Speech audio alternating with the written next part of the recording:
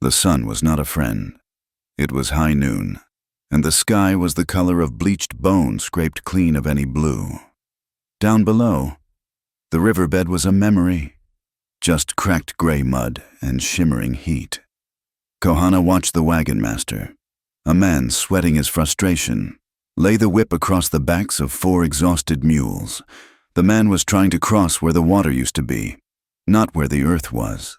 The wheels of the lead wagon were already sinking into the silt that looked hard but was soft as grease just underneath. Kohana moved without being asked. He rode his pony down the crumbling bank. He did not speak to the wagon master. He touched the lead mule's harness. His voice was low, not much more than the sound of the dry wind that scraped grit against his cheek.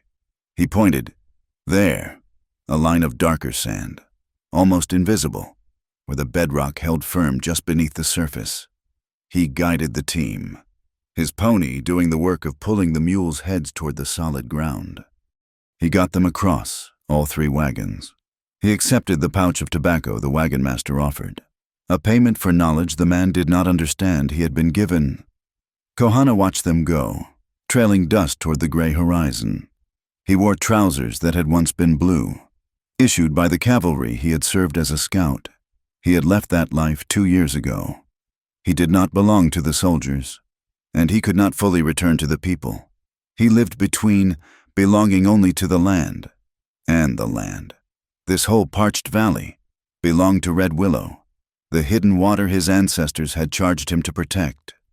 20 miles south, Eleanor Hart stood on the porch of a house that was just as thirsty. The paint had given up 2 summers ago, peeling back to show the raw, dry wood underneath. She was Nell to the memory of her father, but Mrs. Hart to the town, a title that felt like borrowed clothing. She was a widow, which meant she was either prey or a problem. She preferred, most days, to be a problem. Inside, on the kitchen table, lay the ledger book. It was a clean book. Her handwriting was precise, educated. The ink a stark black against the white page. The figures inside, however, were merciless. The drought was killing her small herd of cattle, and the bank was waiting to pick the bones. Her late husband, Amos, had left her this land, 300 acres of dust, and twice that in debt. She had 2 weeks until the note was called due.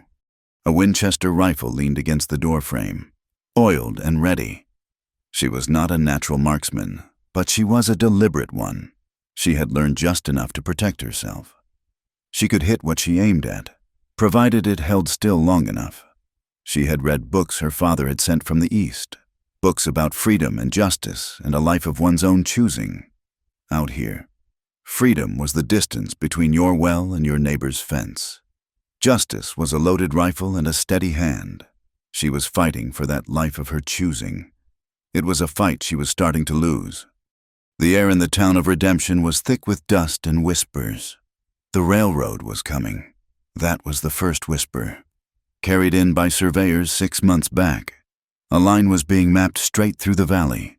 The second whisper was silver. A flash in the pan up in the high canyons. Maybe, but it was enough to make worthless scrubland spike in price overnight. Behind both whispers was one name, Baron Caleb Sutter. Sutter was a man who ate land. He already owned most of the cattle in 3 territories. Now he wanted the steel tracks and the engines that ran on them. He was buying ranches that were failing, squeezing them with banknotes until they popped. He was not just buying land. He was buying the water.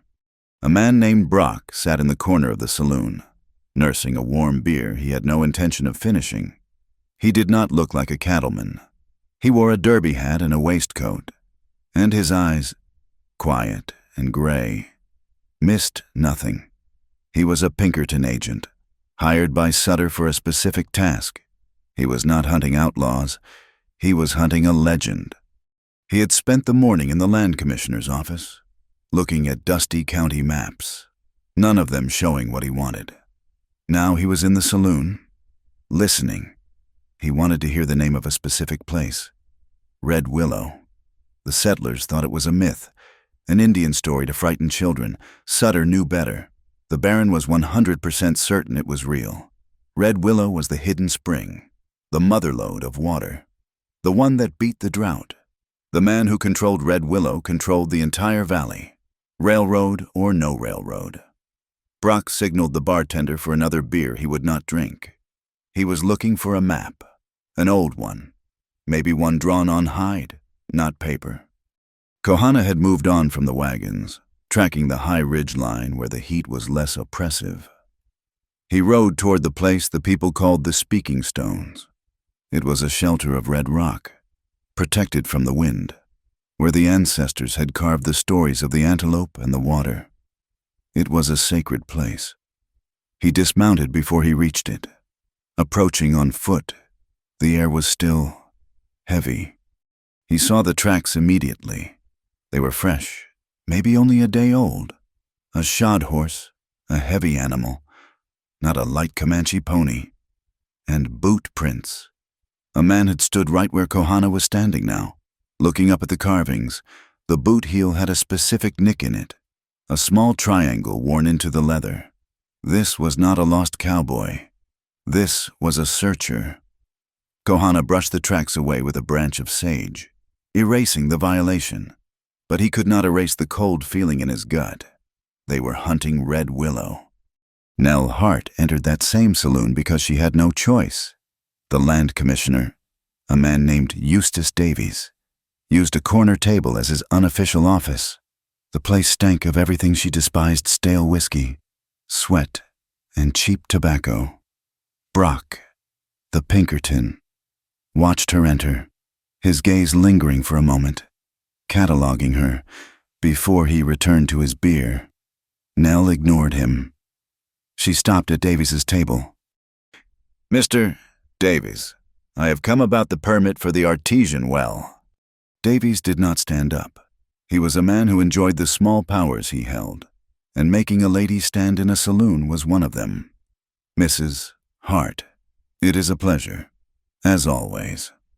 He smiled, but his eyes were flat and bored. "My main well is failing," Nell said, keeping her voice level. "The drought. I must drill deeper, and for that, I need the county permit." "Drilling?" Davies sighed, as if explaining a complex problem to a child. "That is expensive work, Mrs. Hart, very expensive. And frankly, your credit with the bank—" "My credit is between me and the bank," she cut him off, her voice sharp. "My water rights are between me and this office." A man at the bar chuckled into his glass. Davies leaned forward, his friendly mask dropping. "Baron Sutter has made a very generous offer for your land. He is willing to absorb your debt. In this climate, that is a miracle, a blessing. I am not selling my land. Mr. Davies, I am asking for a permit that is legally mine." His smile vanished completely. "Your husband is gone, Mrs. Hart. A woman alone cannot hold a ranch against a drought like this.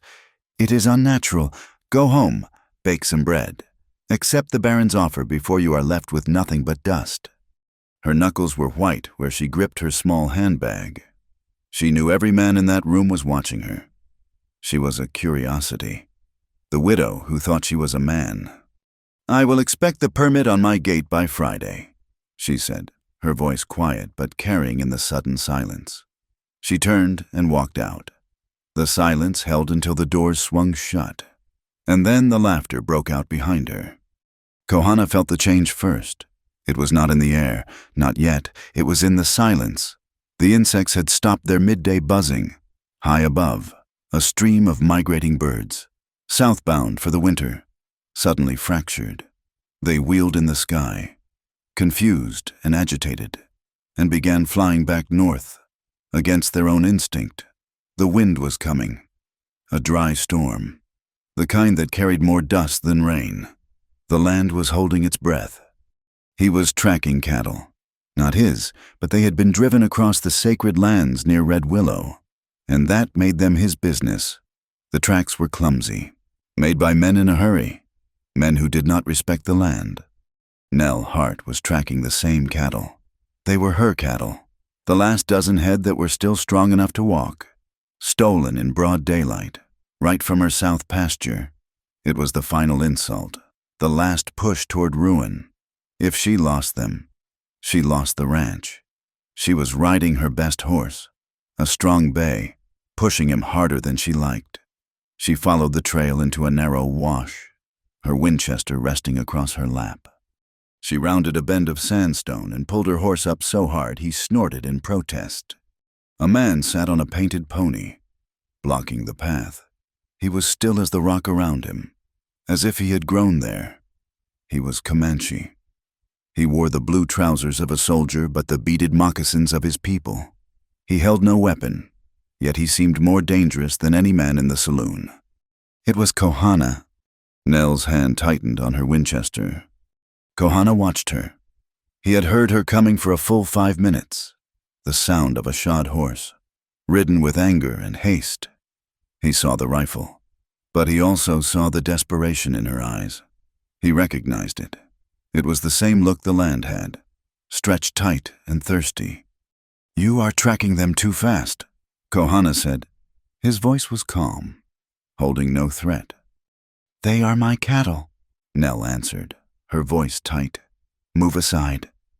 "They drove them into the Box Canyon up ahead," he said, ignoring her command.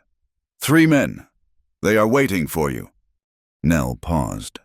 The Box Canyon. It was a perfect ambush. She had been riding right into it, blinded by her own fury. "How do you know?"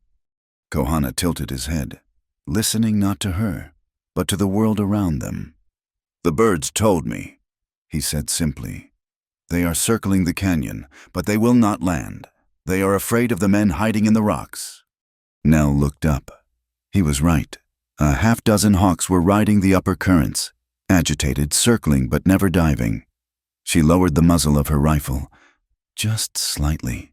She had been listening to the thud of her own angry heart, the pounding of her horse's hooves. He was listening to the sky. "You are Mrs. Hart," he stated. "You are the scout, Kohana." It was not an introduction. It was an acknowledgement. A wary respect passed between them in the simmering heat. She knew how to read a ledger, how to fight a banker in a saloon. He knew how to read the earth, how to listen to the birds. They were both listening to the same warning, just in different languages.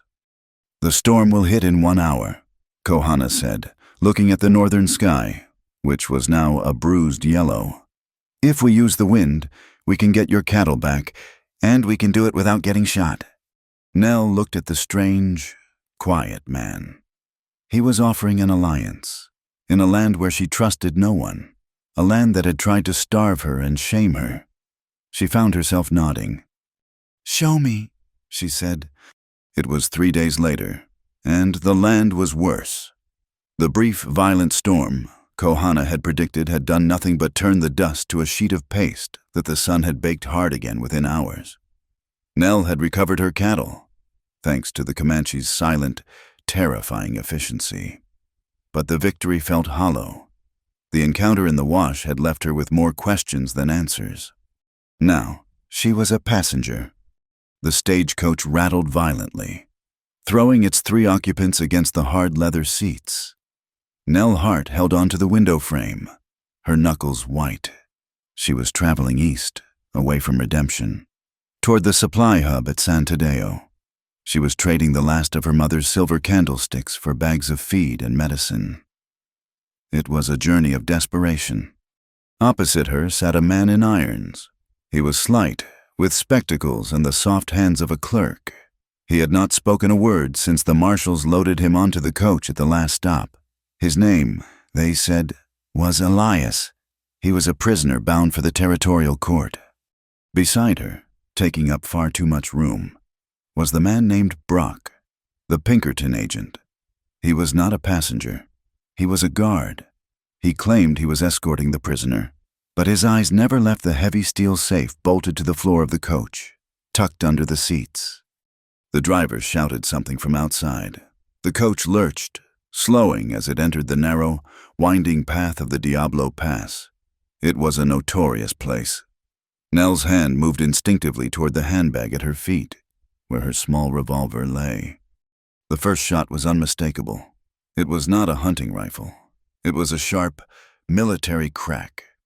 The stagecoach stopped so suddenly that Nell was thrown forward, striking her head against the prisoner's knee. Elias grunted, the chains rattling. "Stay down," Brock yelled. He kicked the door open, drawing 2 heavy revolvers. He was not protecting the passengers. He was protecting the strongbox. He crouched in the doorway, firing out. More gunfire erupted from the rocks above. Bullets ripped through the wooden roof of the coach. Nell pulled the silent prisoner to the floor, shielding him with her own body as splinters rained down. "This is a setup," the driver screamed from the box. "They are not trying to stop us. They are—" His voice ended in a wet gasp. Brock cursed, leaning fully out. "Hold the line, protect the asset." Through the dust and smoke, Nell saw them. 6 riders, their faces covered by bandanas, pouring down the slope. They were not firing at the coach any longer. They were firing at the 2 guards on the roof. It was an execution. The coach door on the far side was ripped open. For a heart-stopping second, Nell thought it was one of the bandits. It was Kohana. He was on foot, his face grim, his eyes burning with an intensity she remembered from the wash. He did not speak. He grabbed her arm. His grip was like steel. He pulled her bodily from the coach. "Come," he said. He looked at the cuffed prisoner on the floor. He paused, then reached in and hauled Elias out as well. "Move, now." "The other passengers," Nell cried, looking at a terrified woman and her child cowering in the back. Kohana was already moving. "They are not being shot at. You are." He shoved them toward a cleft in the rock, a narrow fissure that was almost invisible from the trail. Gunfire erupted behind them, louder this time. Brock was shouting, but not at them. He was shouting at the ambushers. "The safe! Just get the safe! Forget the scout!" Nell stumbled, pulling Elias with her. The man was a dead weight. Kohana pushed them both into the narrow crack. It was a tight fit, the stones scraping her shoulders. They were hidden from the trail. "My name is Elias," the prisoner whispered, his voice shaking so hard he could barely form the words. He was gasping, his eyes wide behind the dusty spectacles. "Be quiet," Nell hissed, her own heart hammering against her ribs. "No, listen to me," he insisted, grabbing her sleeve with his cuffed hands. "He will kill you, all of us. He is not a guard. He is the thief." Nell stared at him, the sound of gunshots echoing from the trail. "I was the county librarian." Elias rushed on, the words tumbling out. "Sutter. It was always Baron Sutter. He wanted the old maps, the territorial archives." "Maps." "The Red Willow," Elias whispered, the name a heresy. "It is real. Sutter knew it was real. I found the original survey. It was not on paper. It was on hide. I made a copy before I could expose him. He had me framed. Theft. Forgery." Nell felt a cold dread settle over her, colder than the wind. "Brock is not here for me," Elias finished, his voice cracking. "He is here for the strongbox. The original map is in there. He staged this whole ambush just to steal it." Kohana had moved back to the mouth of the cleft.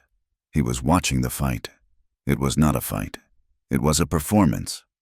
Brock and the ambushers were gathered around the strongbox. One of them set a dynamite charge. The explosion was deafening. It shook the rocks around them. When the dust cleared, the safe was blasted open. Brock reached inside and pulled out a long, cylindrical tube of dark leather. He held it up, laughing, the sound ugly and triumphant. Kohana went stiff beside Nell, his entire body tensed, like a wolf sighting its prey. He said nothing, but his eyes were fixed on that leather tube. He saw what Nell could not.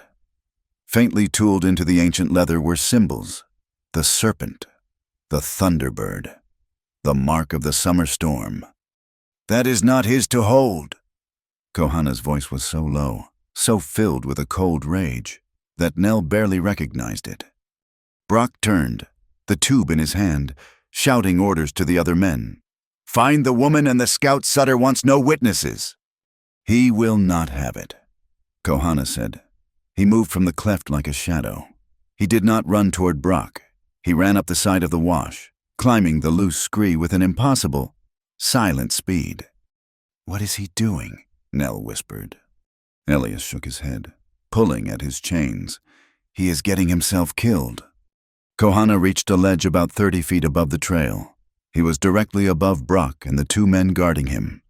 He did not draw a weapon. He simply placed his hands on a large, precariously balanced boulder at the edge of the cliff. He shoved.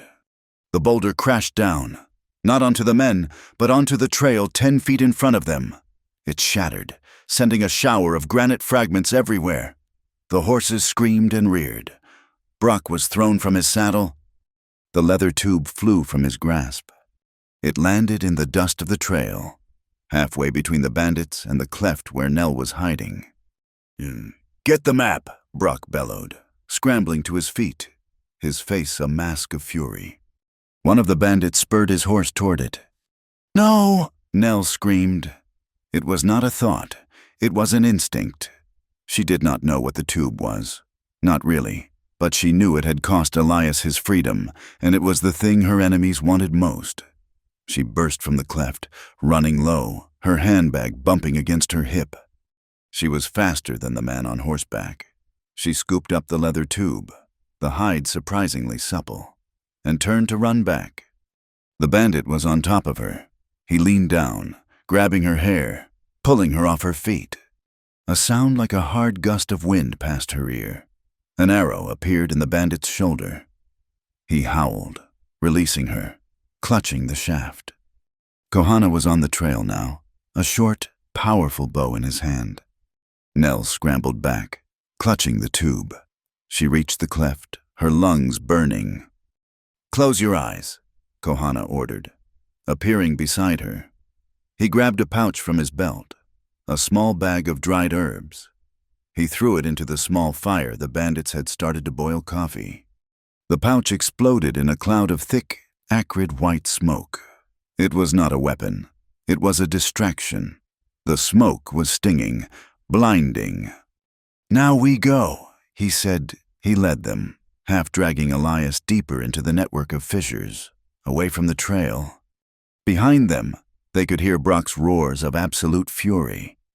Find them, or Sutter will have all our hides." The first clap of thunder rolled overhead. The storm, the one that had been threatening all morning, was finally breaking. They ran for 10 minutes, the canyon walls twisting and turning. Finally, Kohana stopped. They were in a small box canyon. At the far end, 3 horses were tethered, hidden by a cluster of mesquite, his horses. "Get on," he commanded, pulling a knife and cutting the rope that bound Elias's hands, though the heavy iron cuffs remained. Nell swung herself onto one of the ponies. It was small but solid. She was still clutching the leather tube. As she settled into the saddle, her hand brushed against the end of the tube. A cap of hardened leather was sealed shut with a blob of dark red wax. She looked down. There was a design pressed into the wax. It was a stag's head, intricate and familiar. She had seen it 1,000 times. It was the signet ring her father had given to her husband. It was the seal of Amos' heart. The blood drained from her face. Her dead husband, Amos, he had been a surveyor. He had told her he was working for the county. But this seal, this tube, connected him to Sutter, to Red Willow, to the lie that had imprisoned Elias. "They are coming," Kohana said, mounting his own pony. Gunshots echoed from the mouth of the canyon. Brock and his men had found their trail. "This way!" Kohana yelled, digging his heels in. He did not ride toward the mouth of the canyon. He rode toward the sheer back wall. Nell followed, pulling Elias's horse behind her. It looked like a dead end. Then she saw it. A narrow, wooden bridge, ancient and decaying, spanned a deep chasm to the opposite rim. It looked barely strong enough to hold a man, let alone 3 horses. "It will hold," Kohana said, as if reading her mind. The first bullets chipped the rock beside her head. "Ride," Kohana screamed. He went first. The pony's hooves clattered on the rotten wood. Planks splintered. Nell shut her eyes and followed. Elias right behind her. The bridge groaned and swayed under their combined weight. She made it across. The second she felt solid rock beneath her horse's hooves. She heard a terrible sound, a crack like thunder mixed with the splintering of 1,000 trees. The entire bridge tore away from the canyon wall and plunged into the chasm below. Brock and his men pulled up at the opposite edge, 100 yards away, completely cut off. Brock raised his rifle, firing in pure frustration, the bullets bending themselves harmlessly against the rock. The sky opened. It was not rain, it was hail. Cold, hard pellets of ice began to hammer down, stinging Nell's face, making the horses rear. "Into the rocks," Kohana shouted, pointing to a shallow cave, an overhang in the cliff face. They scrambled inside, huddling together as the world turned white. The hailstorm was a roaring curtain of noise, erasing their tracks, erasing the world. Elias was shivering, his thin prisoner shirt soaked through. Kohana stood at the mouth of the cave, watching the storm, his face unreadable. Nell sat on the cold stone, the leather tube resting in her lap. It felt heavy, like a coiled snake. She looked at the wax seal. Her husband had been part of this, part of Sutter's grand, cruel theft. Her marriage, her life here. It was all built on a lie that was connected to this map. She looked at Elias, a man framed for telling the truth. Then she looked at Kohana. He was a stranger, a man who lived by rules she could not understand. He had saved her, but she saw the way he looked at the tube. His eyes held a reverence, a hunger that was different from Brock's, but just as powerful. She was trapped between two men she did not know, holding a secret that had already killed. Kohana turned his gaze from the storm and looked at her. He did not look at her face. He looked at the map in her lap. "The ancestors of my people drew that map," he said, his voice quiet but clear over the roar of the hail. "It is the story of the water. It is our soul." He met her eyes. He did not ask for the tube. He made a statement. "Baron Sutter will not have it. Brock will not have it. No man who thinks he can own the rain will ever touch it." He paused, his gaze unwavering. "I have sworn an oath on the graves of my grandfathers. I will protect Red Willow, even from you." The journey back to the Hart Ranch was a silent one, made under the bruised, weeping sky of the dying hailstorm. Kohana led them on a path that did not exist, through dry washes and over ridges that kept them hidden from the main trail. Nell rode with the leather tube tucked inside her jacket, a cold weight against her ribs. It was no longer just a map. It was her husband's betrayal, Elias's prison, and Kohana's soul, all rolled into one. Elias, his wrists raw from the iron cuffs, rode between them, his body slumped in exhaustion. They arrived at the ranch long after midnight. Jed, her old ranch hand, met them at the barn, his lantern throwing wild, leaping shadows. His face was gray with worry. "Ma'am, thank God. I thought, well, it does not matter. It is the cattle. It is bad." Nell dismounted, her legs stiff. "How bad, Jed?" "It is the new calves, 4 of them. They will not take milk. Their mouths are... It is a sickness. And the water in the trough, it is low and foul. The well is pumping mostly mud." Nell pushed past him into the barn. The air was heavy with the smell of ammonia and a sick, metallic odor she had never smelled before.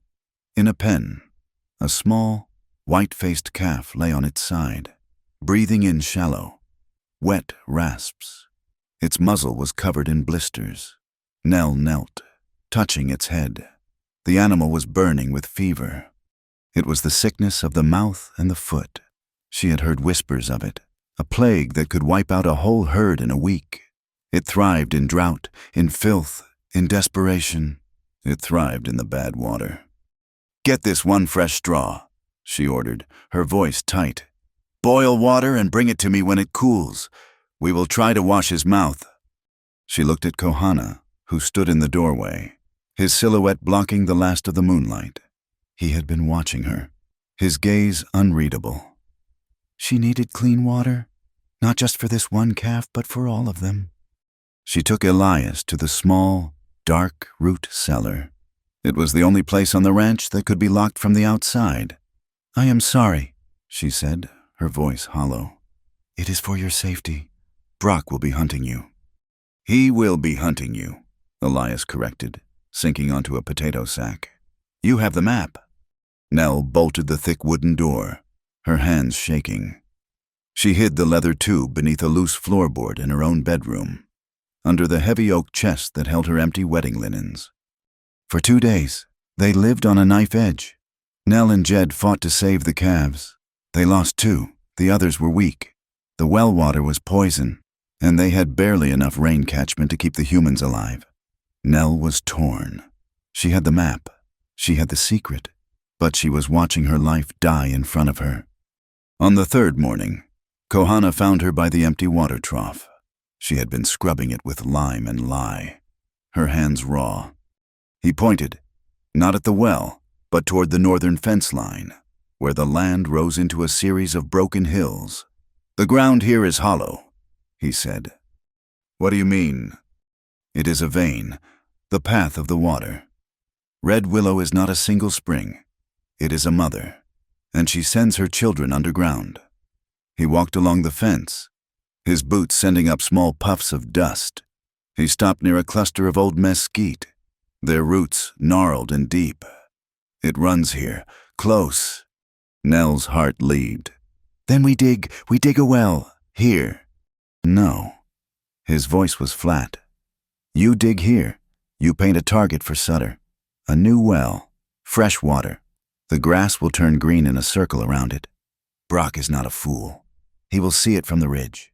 He will know you have tapped the source. He will bring Sutter's men, and they will take it all. By force."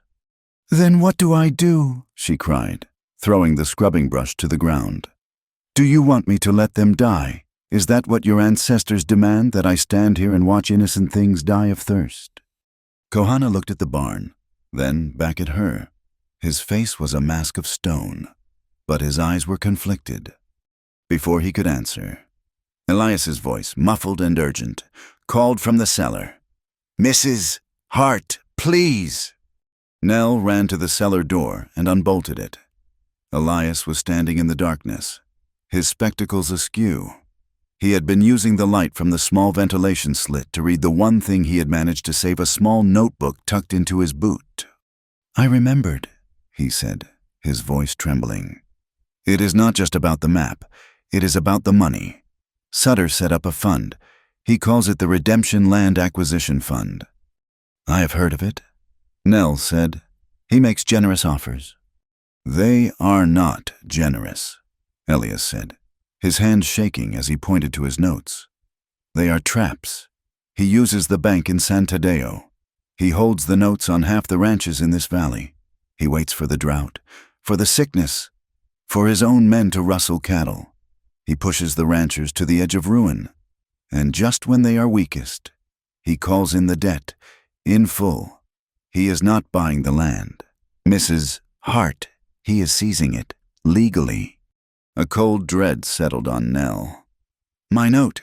It is with the bank in San Tadeo." "When is it due?" Elias asked, his eyes wide. 10 days, Nell whispered. "The bank gave me until the 1st of the month." "He will not extend it," Elias said. "He will foreclose. The court date is set. He will take this ranch. He planned this. He knew your husband. He knew this land was close to the water." The world tilted. It was a perfect cage. She could not sell her land. She could not save her cattle. And in 10 days, it would not matter. She would have nothing. She had to go to town. She needed supplies, more lime, and she needed to send a telegraph to her father's lawyer in the East. It was a desperate, foolish hope, but it was the only one she had. Kohana refused to leave the ranch, mistrusting the open. He would stay, he said, and guard the cellar and the map. When Nell rode into Redemption, the air was different. The town was the same dust, the same tired horses at the hitching posts. But the people were not. As she tied her horse outside the general store, she saw Tom the blacksmith and his wife. She nodded to them. They had been friends. They had shared coffee at her table. Today, they looked at her, then looked away, crossing the street to avoid her. Inside the store, the whispers started. It was not loud. It was the sound of air being sucked out of a room. Mrs. Davies, the land commissioner's wife, was at the counter. She saw Nell, gathered her parcels, and walked out, her nose in the air, without a word. "Just the lime, Mr. Abernathy," Nell said to the storekeeper, her voice sounding too loud in the silence. "And the trouble?" he asked, not meeting her eye as he weighed the bag. "I do not know what you mean." "Brock was in here," he said, his voice low. "The Pinkerton. He was asking questions, telling stories. Said you were seen with that Comanche scout. Said you were part of that stagecoach ambush. Said you are hiding the fugitive." "That is a lie," Nell said, her face flushing with heat. "Folks are scared. Mrs. Hart," the storekeeper said, sliding the bag across the counter. "Sutter is the railroad. He is jobs. He is the future. And you are a widow, stirring up trouble with Indians." She was an outcast. The prejudice, always simmering beneath the surface, had been given permission to boil over. Brock had not just attacked her reputation. He had attacked her identity. She was no longer just a struggling widow. She was a colluder, a traitor to her own kind. She rode home, the bag of lime feeling heavier than stone. The isolation was complete.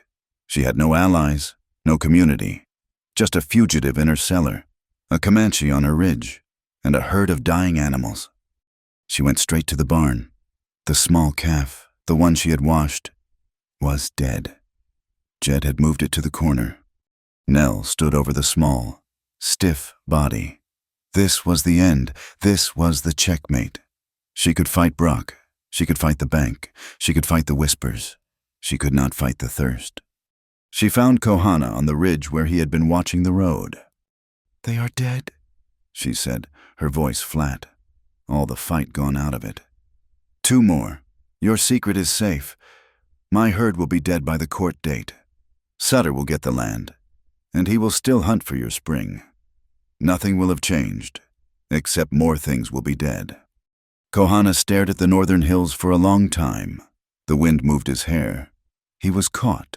His ancestral law was absolute. The source of red willow was sacred, forbidden to the men who would put a steel pipe in it and bleed the valley dry.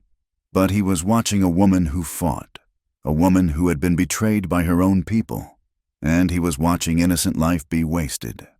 "My law," he said, his voice quiet, "is to protect the mother, the source. It does not forbid sharing the water that flows from her veins. If it is done with respect, if it is done to preserve life, not to take it." Nell looked at him, not understanding. "What are you saying?" "There is a way," he said. "Not a well. A well is a wound. It is a signpost. But we can make a small cut, far from here." He led her at a fast walk for 2 miles, following the dry wash that marked the edge of her property. Elias, freed from the cellar by Kohana's hammer breaking the chain between his cuffs, followed. They stopped where the wash cut deep into the earth. "The vein is here," Kohana said, pointing to the canyon floor. "It is deep, but in this channel, the earth is already open. We do not need to dig a well. We dig a ditch, a small channel, just enough to tap the shallow flow." Nell saw his plan. It was desperate, and it was brilliant. "We can divert it. We can bleed a small amount. We dig at night. We use the path of this wash, and we channel it into your dry cistern behind the barn. We cover our work with brush and stone, no green grass, no sign. just enough clean water to save your calves. It was a staggering risk. It would take days. It would be back-breaking work, and they would be exposed. "We will guard the digging," Nell said, the fire returning to her. "We will post a watch." "We will," Kohana agreed. They made a dual promise, standing in the dry wash as the sun set, turning the sky to the color of a fresh bruise. They would protect the secret of the mainspring, but they would steal just enough of its lifeblood to survive. That night, the work began. Jed and Elias, weak but determined, broke the ground with pickaxes. The ground was iron-hard. Nell stood watch with Kohana on the ridge above the wash. They built no fire. The stars were bright enough, casting a cold, silver light. The silence of the night was vast, broken only by the rhythmic chunk, chunk, chunk of the picks against the hardpan.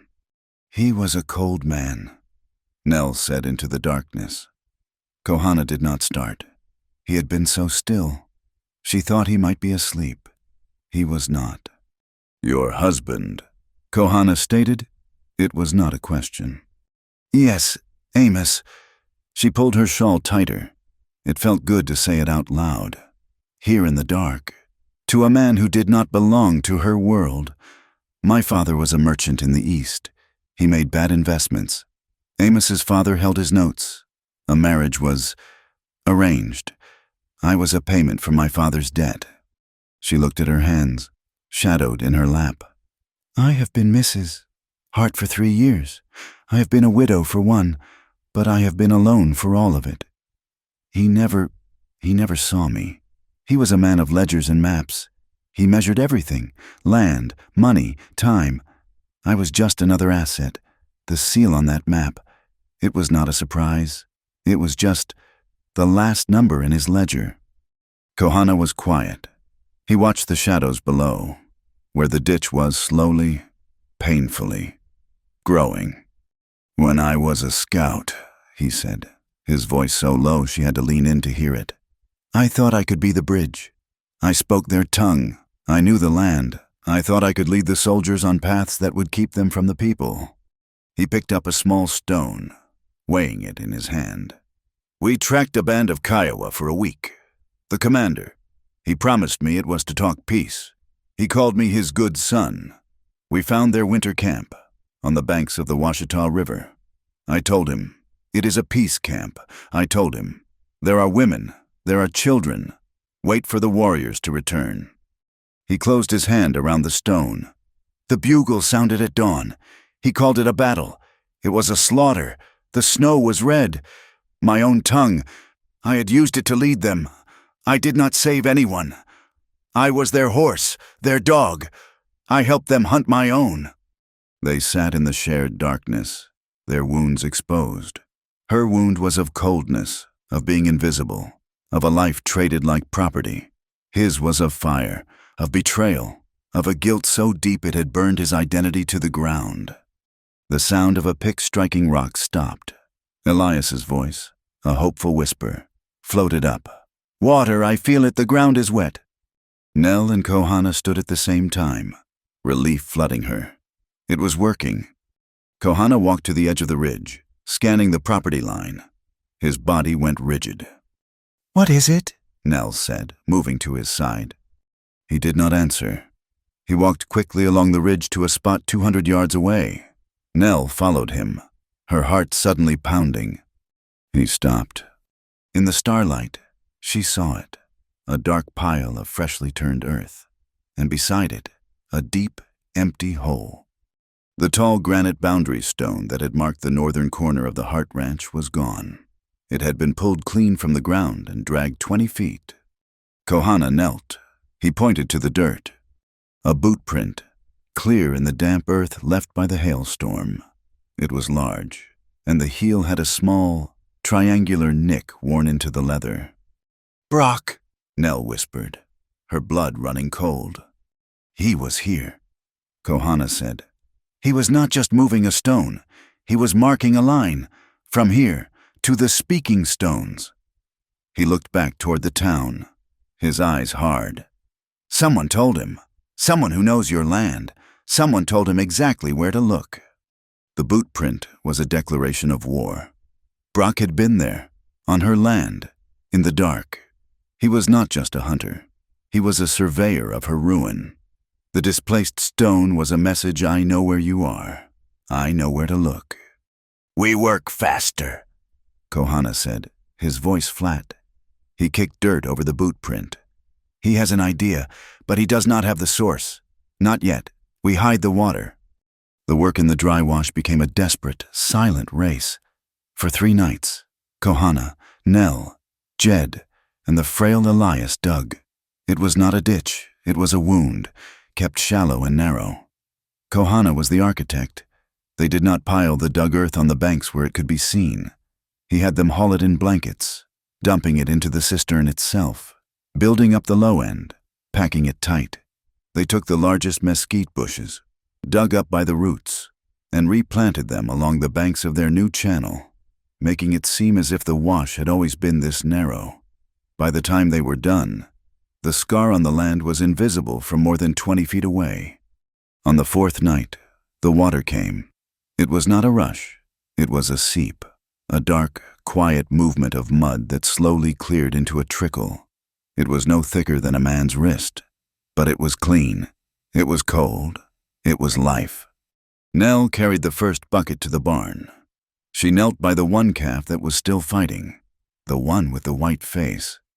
She dipped a clean rag into the water and washed the blisters from his mouth. The calf, which had been too weak to move, shuddered and tried to lift its head. She spent the next 2 days in the barn. She was no longer just a rancher. She was a healer. She gathered what the land offered. She made a thick, bitter tea from yucca root, a powerful cleanser, and used it to clean the calves' sores. She crushed handfuls of silver sage, mixing the pungent leaves with hot tallow to make a salve, packing it into the cracks in their hooves. Slowly, the sickness began to recede. The fever broke on the white-faced calf.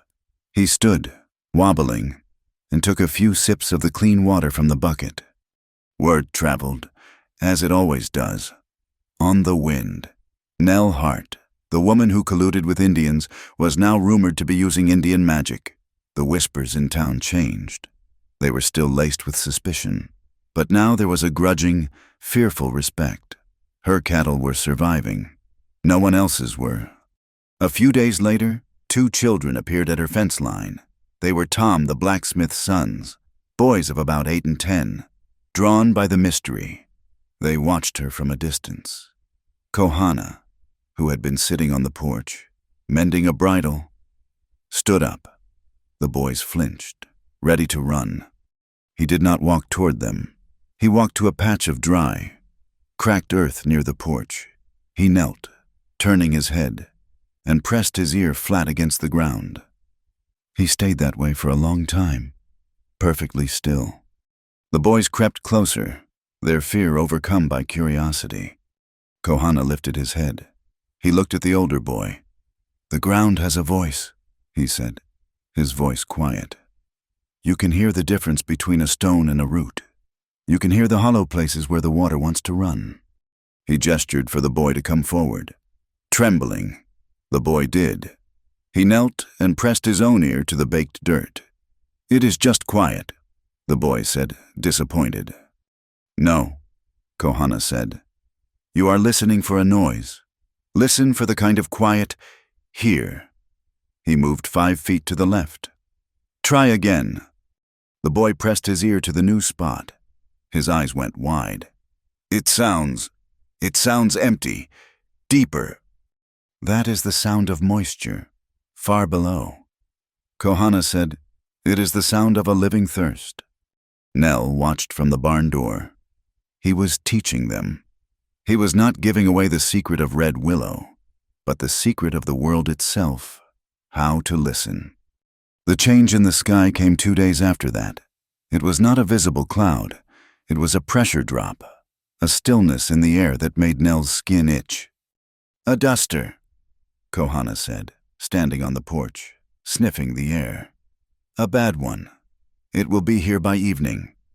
"The herd," Nell said, her heart sinking. They were still too weak. A dust storm could choke them. "The canyon," he said. "The small box canyon, 2 miles north. The walls are high. It will pass over them." It took them 4 hours. They moved the small herd, just 14 animals, with agonizing slowness. Elias and Jed pushed from behind. Nell and Kohana led, Kohana's pony guiding the white-faced calf. They reached the canyon just as the horizon turned a sickly, churning yellow. Tom the blacksmith rode up, his face masked by a bandana, his eyes wide with panic. "My boy," he yelled over the rising shriek of the wind. "My youngest. He was out here, playing his listening game. I cannot find him." Kohana pointed into the swirling yellow murk. "He is not in the storm. He is at the ranch." "How do you know?" Tom cried. "His tracks, they turned back an hour ago." Kohana said, "But the fire." "What fire?" Nell screamed. Kohana pointed. A dark plume of smoke, separate from the dust, was rising from the direction of her ranch. It was black and greasy. "Sutter's men," Kohana said, his voice a blade. "They used the cover of the duster. They are burning your hay." Nell's blood ran cold, her entire winter supply of feed. "The boy!" Tom shouted, turning his horse. "No," Kohana grabbed his bridle. "Your horse will break a leg in the dark. I will go. I know the ground." Before Nell could speak, he was on his pony, vanishing into the wall of dust that was now descending on the canyon. The next hour was an eternity. Nell, Tom, and Elias huddled with the cattle, the world reduced to a roaring, screaming darkness. The dust was so thick it was like being buried alive. Then, through the roar, a figure appeared. Walking, it was Kohana. He was covered in soot and dust, and he was carrying Tom's son. The boy was coughing, his face pale, but he was alive. "He was in the tack room," Kohana said, his voice raspy. "He hid from the fire. The roof was coming down." Tom grabbed his son, tears streaming down his face, cutting clean paths through the grime. He looked at Kohana. This man he had been taught to fear. He said nothing, but his eyes were a prayer of gratitude. The prejudice of a lifetime had shattered in a single act of courage. When the dust storm passed at dawn, the ranch was a graveyard. The hay barn was a smoking ruin of blackened timbers. The fire had leaped to the chicken coop. Everything was gone, except the house and the cattle, safe in the canyon. They stood by the ashes of the barn, the little group of survivors. Tom and his son were there. The blacksmith had not left. "He has won," Nell said, her voice dead. "There is no feed. I cannot last the week. The court date. It does not matter. It is over." "No," Elias said, his voice shaking with a new kind of anger. He was holding his small, soot-stained notebook. "It is not over. While you were saving the cattle, I was working. I was at your husband's desk." He looked at Nell. "Your husband was a meticulous man. He kept notes on everything, even his meetings with Sutter. I cross-referenced his calendar with my notes from the county archive." Elias pointed to a line in his notebook. "3 payments. To Judge Hannon.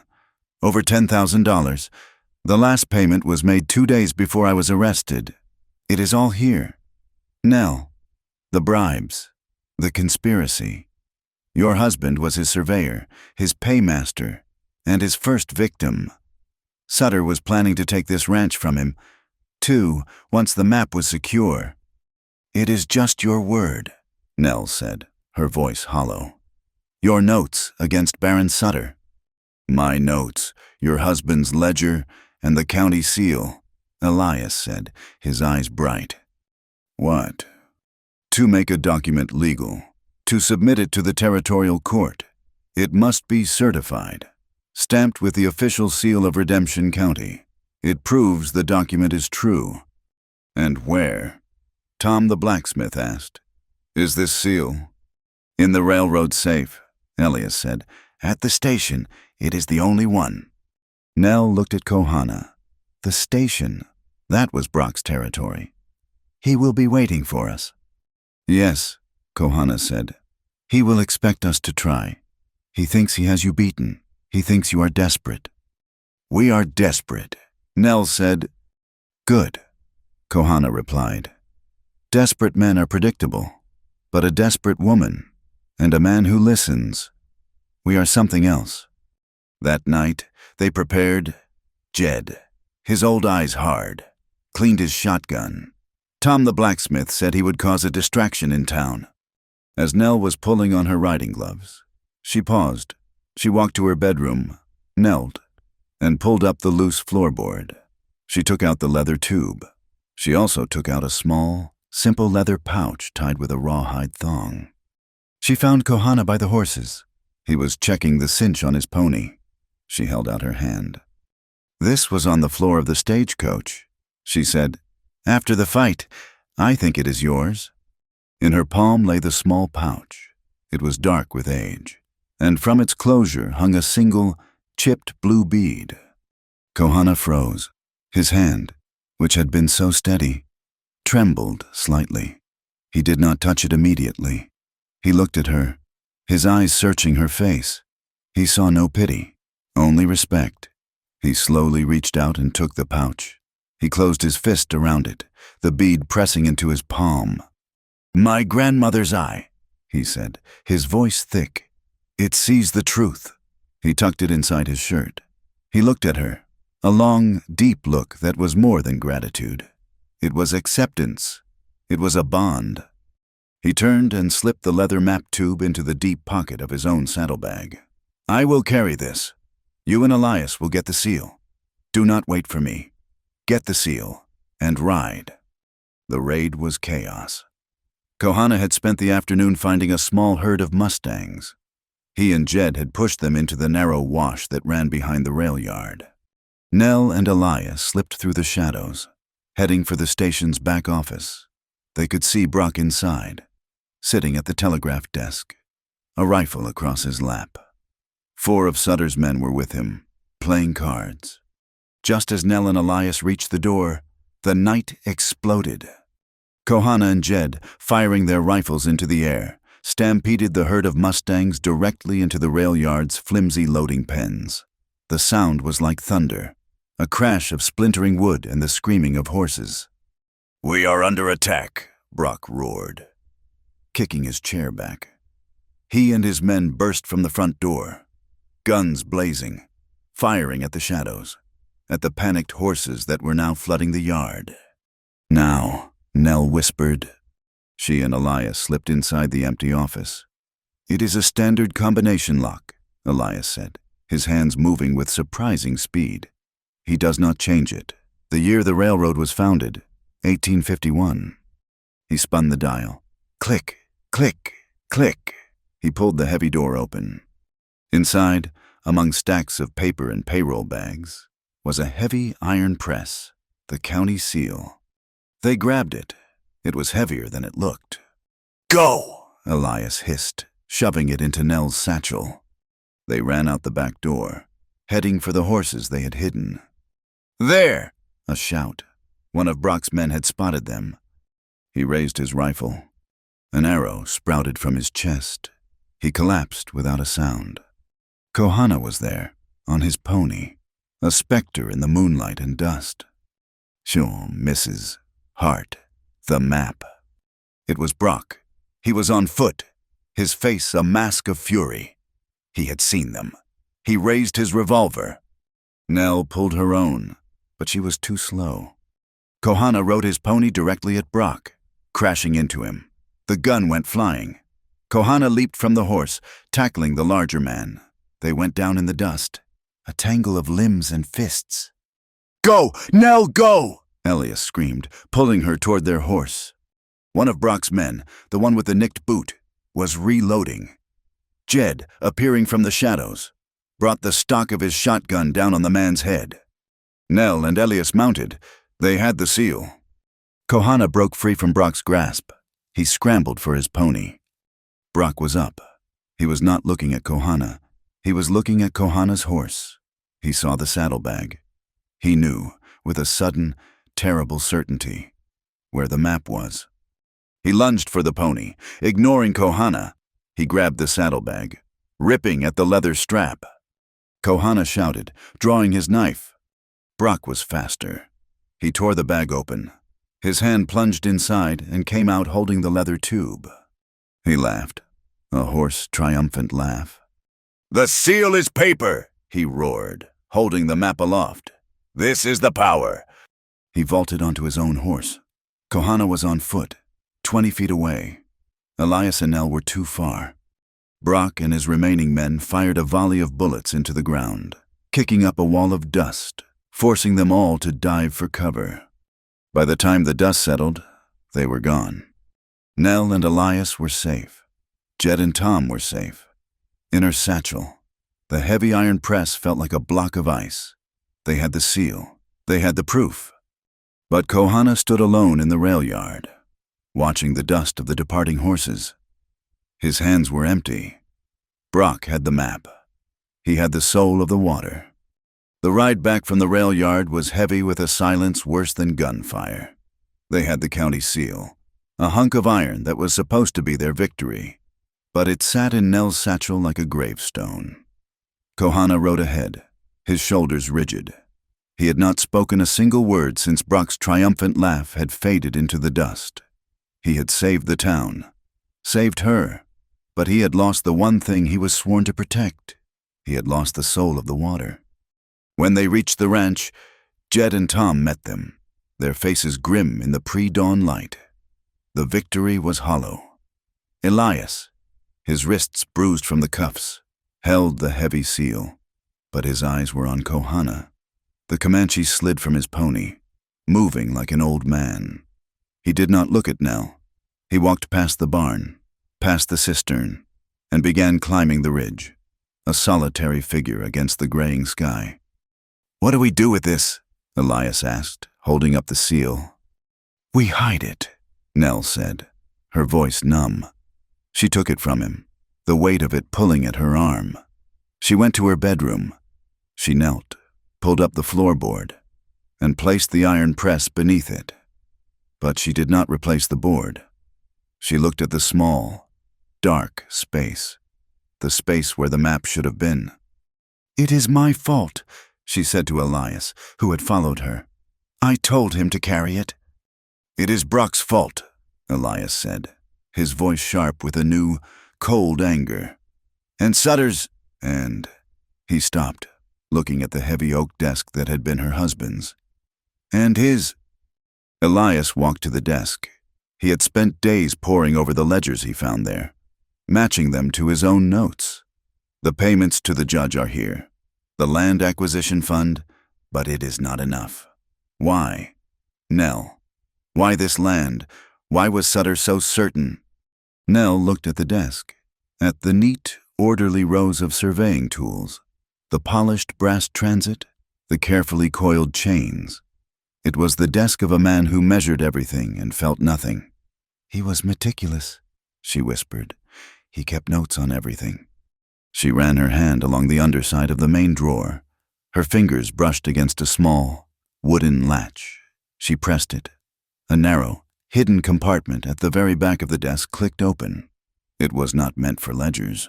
It was too small. Inside was a single, thin book, bound in soft deerskin. It was not a public ledger. It was a private field journal. Her hands trembled as she opened it. The handwriting was Amos's, but the words were not. They were fluid, almost poetic. The notes of a man fascinated, not just measuring. "June 10th, 1870. She read aloud, her voice barely a whisper. The room was deathly still. "I did it. I met with the Comanche elders. Old Two Owls. They are desperate. The drought is breaking them. As a gesture of trust, he showed me the map. The real map. It is not a place. It is a system. A living thing beneath the earth. It is magnificent." Elias closed his eyes. "So he saw it." Nell turned the page. Her blood ran cold. "June 12th. She read, "Met with Sutter at the San Tadeo Hotel. I showed him my sketch of the map. He was overcome. He offered me $5,000. Not just for the map, for a creative survey. His words. He said to invert the meridian, to flip the north and south coordinates. We will make the spring vanish from the paper, he said. Then we will call it waterless land in the treaty. They will sign away their salvation for a sack of flour and bad blankets. She let the book fall. It hit the floor with a soft, sick thud. It was all there, the original sin. Her husband had not just been a paymaster. He had been the architect of the theft, using their trust, their sacred knowledge, against them. He used them, Elias said, his voice thick. He used their honor to betray them. Nell picked up the journal and walked out of the house, into the harsh morning light. She found Kohana on the ridge, sitting cross-legged, staring north. He was a man hollowed out. He has it, Kohana said. His voice was empty. Brock has the map. I am a guardian who has lost his charge. I am nothing. He has paper, Nell said, her voice shaking with a cold fury. He has a lie. He has this. She held out the journal. He did not take it. My husband, she said, the words tasting like ash. He met with your elders. He saw the true map. And then he met with Sutter. He was paid $5,000 to invert it, to draw it backward. The map Brock stole. It is the lie Amos created. It is a puzzle he thinks is a map. It will lead him nowhere. Kohana looked up, the life slowly returning to his eyes. The stone was cracking. He understood. Brock had a lock, but no key. The map was useless to him. But the victory was small. The true map, the one in his ancestors' memory, was still lost to them.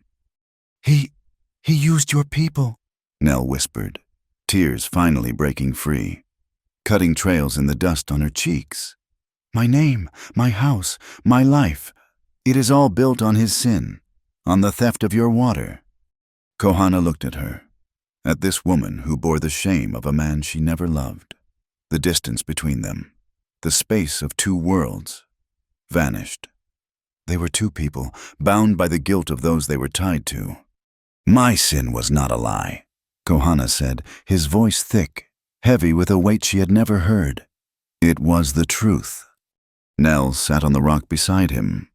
I told you I was a scout, he said, staring at his own hands. For the cavalry. I thought I could be the bridge. I spoke their tongue. I knew the land. I thought I could keep the peace. He took a sharp breath. We tracked a band of Kiowa, the commander. He called me his good son. He swore it was to talk peace. We found their winter camp on the Washita River. It was a peace camp. The warriors were gone. Hunting. Only the old ones. The women, the children. I told him. I swore to him. Wait, I said. It is a peace camp. His voice broke. Just for a moment. The bugle sounded at dawn. He called it a battle. It was a slaughter. The snow was red. My own tongue. My truth. I had used it to lead them. I was their hunting dog. Your husband used a lie to steal the land. I used the truth to help them steal the lives. They sat in the terrible silence. The valley spread out below them. Two survivors, carrying the legacies of dead men. We will not be them, Nell said, her voice quiet but fierce. We will not repeat their sins. What Amos stole, what your commander destroyed, we will restore. This time, the water will be for everyone. He looked at her, and for the first of time, he truly saw her. Not as a widow, not as a white woman, but as an equal, a warrior. They went back to the house. Elias was waiting. The map, Kohana said. Brock has the lie, but we have the truth. Elias, you saw the map. When you made your copy, you said you copied it. I did, Elias said, confused. I drew it exactly, but it was just lines, a web. It made no sense. Draw it, Kohana commanded. Draw what you remember. For an hour, Elias worked at the desk, his brow furrowed in concentration. He drew with the precision of a librarian, his hand steady. Finally, he held it up. A confusing lattice of lines. Kohana took the paper. He looked at it. A grim smile touched his lips. "You copied the inverted map," he said. "You copied the lie Amos sold to the county." He turned the paper over, holding it up to the light of the window, so the lines shone through in reverse. Then he laid it down and took a piece of charcoal from the stove. "Now," he said, "the lie ends." He began to draw. He did not change the lines. He gave them meaning. He added the symbols his grandfather had taught him. The serpent for the deep water, the thunderbird for the sky water, the concentric circles for the sacred springs. The map came alive. It was not a single line. It was a circulatory system. "It is not a spring," Kohana explained, his finger tracing the main artery of his drawing. "It is what my people call the breathing zone, the lungs of the valley. It is an aquifer, a mile wide, that moves under the sand. It is why the grass survives here when all else dies. It is red willow." He looked at Nell, his eyes dark. "Sutter is not just taking a drink. You said he whispered of silver. His mines, his dynamite will crack the earth. His chemicals will poison the lungs. He will not just steal the water. He will kill it. Forever." A horse was galloping toward the ranch. It was Jed, riding hard. He burst into the house, his chest heaving. "New notices," he gasped. "All over town. Sutter is back. He's not waiting for your court date. Ma'am, he has posted new notices. The railroad. He is rerouting it. Officially." He threw a piece of paper on the table. It was a legal notice. "Notice of railroad redevelopment and territorial domain." "He is seizing the land," Elias whispered, reading the text. "He is citing territorial law. He is claiming the valley is essential for the railroad. He is offering a final price, 25 cents on the dollar." "The town is split," Jed said, spitting. "Half the town. They want the jobs. They are siding with him. Tom the blacksmith, a few others. They are standing with us, but we are outnumbered." The trap was closing. They had the proof of bribes. But Sutter was changing the game. He was abandoning the pretense of legality and moving to open theft. "He still needs the map." Kohana said, "He has the lie, but he cannot read it. He needs a key. He needs me, or he needs Elias." "Then we must be careful," Nell said. "It is too late," Elias said, his face pale. "The injunction. Our only chance is to file the injunction at the county seat in San Tadeo. We have the seal. We have the ledgers. A judge who is not on Sutter's payroll." "You cannot go," Nell said. "It is a death sentence. Brock is hunting you." "It is our only move." Elias insisted. "I am the only one who knows the legal language. I must go. I will ride south. Avoid the main trail." He left before she could argue further. He took her strongest horse, the bay, and a canteen of the clean water from the cistern. He did not get 2 miles. An hour later, a lone rider appeared on the ridge. He was one of Sutter's men. Not Brock. He stopped 100 yards from the house. A place of truce. He was leading Elias's horse. The saddle was empty. He dropped a canvas bag in the dust and pulled Elias's horse back, retreating up the ridge. Nell ran out. She grabbed the bag. Inside were Elias's spectacles, one lens shattered, and a note written in Brock's precise hand. "The librarian is in a boxcar at the rail yard. He talks too much. I want the Indian. He knows how to read the map I have. Or, I want the real map.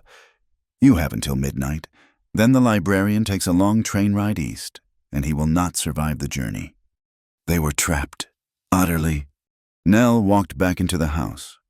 Kohana was standing over the table, looking at the 2 maps, the false. Inverted one Elias had drawn first, and the true, living one Kohana had corrected. "He wants a map," Kohana said, his voice quiet. "We cannot give him the true one," Nell said. "We will not." Kohana picked up the false map, the inverted lie. We will give him this, but we will make it lead him somewhere. Where? The salt flats, north of the valley. It is a dry wasteland. We will mark a false spring.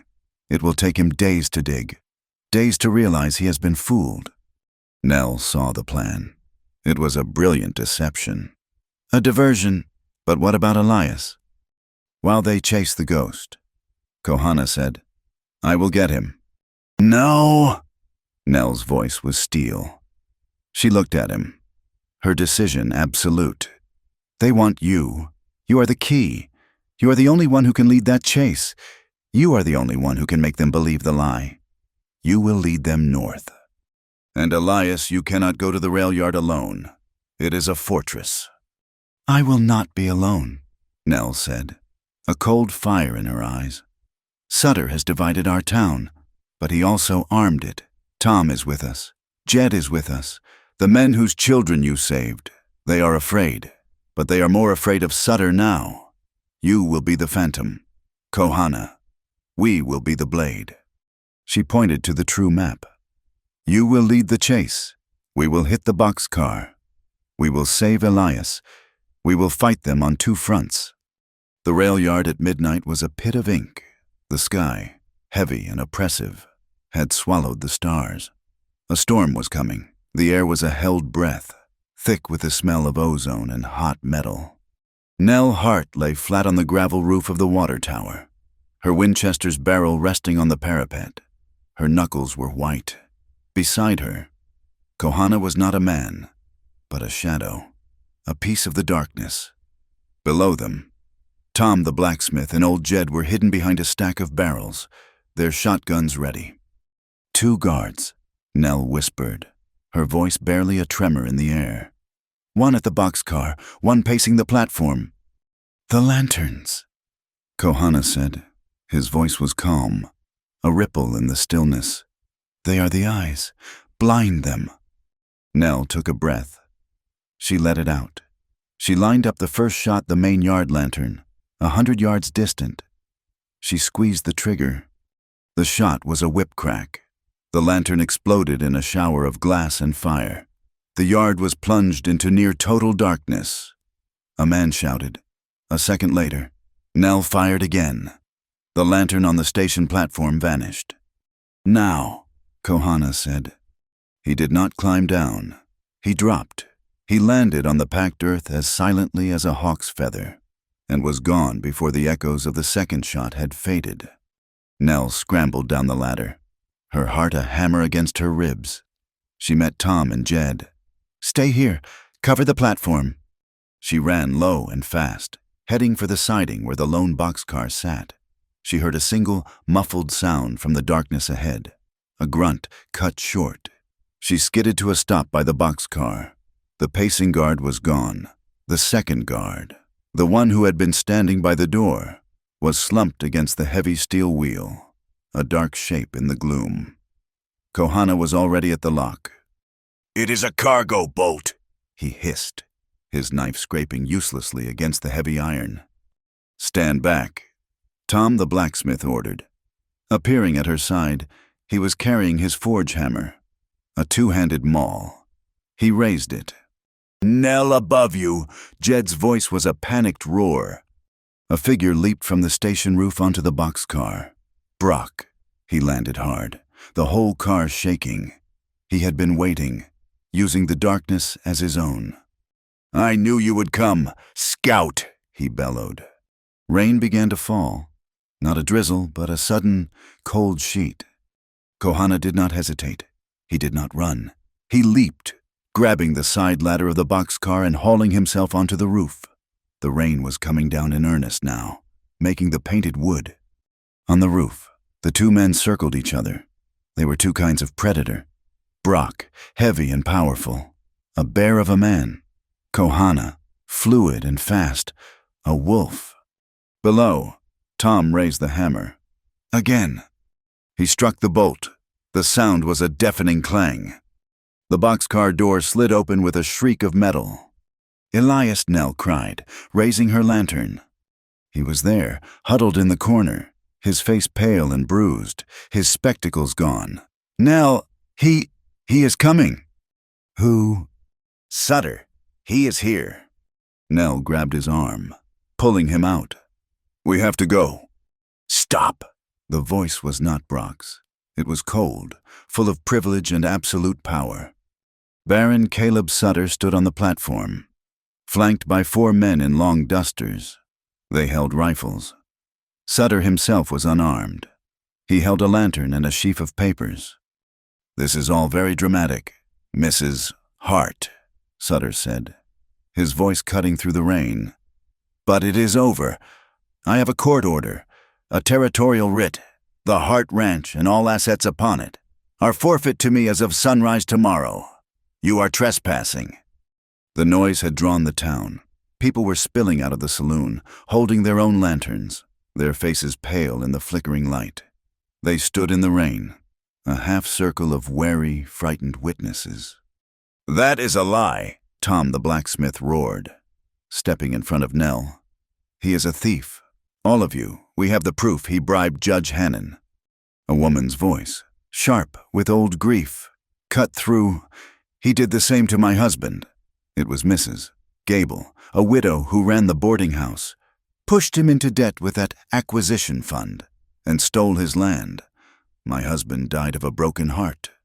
The pastor, his black coat soaked, stepped forward. We will not be silent, Baron. We will testify. We will see you in a federal court. Sutter laughed. You have no standing. You have nothing.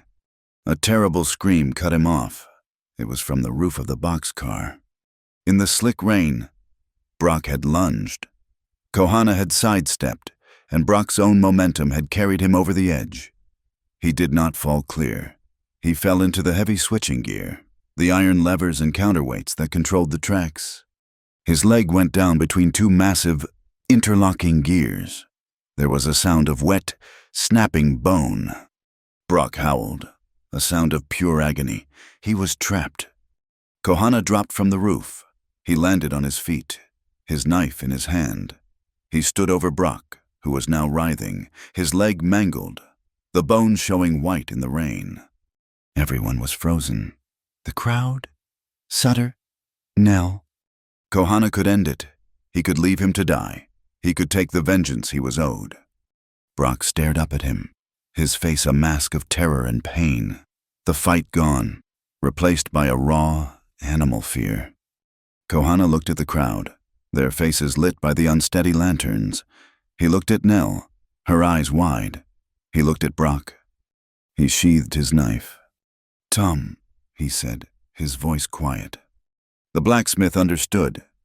He and Kohana grabbed a long, iron crowbar from the track bed. They wedged it between the gears. Now, Kohana said. With a groan of effort, they forced the gears apart. Just enough. Kohana reached down and hauled Brock free. The Pinkerton screamed and passed out, his ruined leg collapsing under him. Justice, not revenge. A sudden movement, the leather tube. It had fallen from Brock's belt, landing in the mud by the track, before Sutter's men could move. Elias, his chain still dangling, dove for it. He scrambled in the mud and came up clutching it, holding it high. We have it! Sutter!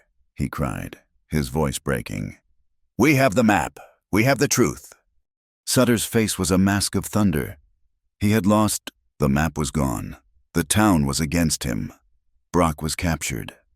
This is not over, he snarled, backing toward his wagon. His men raised their rifles, holding the crowd at bay. This is not a legal matter anymore. I will have that valley. I will have that water. I will meet you all at Red Willow. He climbed into his wagon. With the law, he shouted, and with an army. His men fired a volley into the air, the shots cracking like thunder. The crowd scattered. The wagon thundered out of the rail yard and was gone. The night was suddenly silent, save for the rain and the groans of the captured Brock.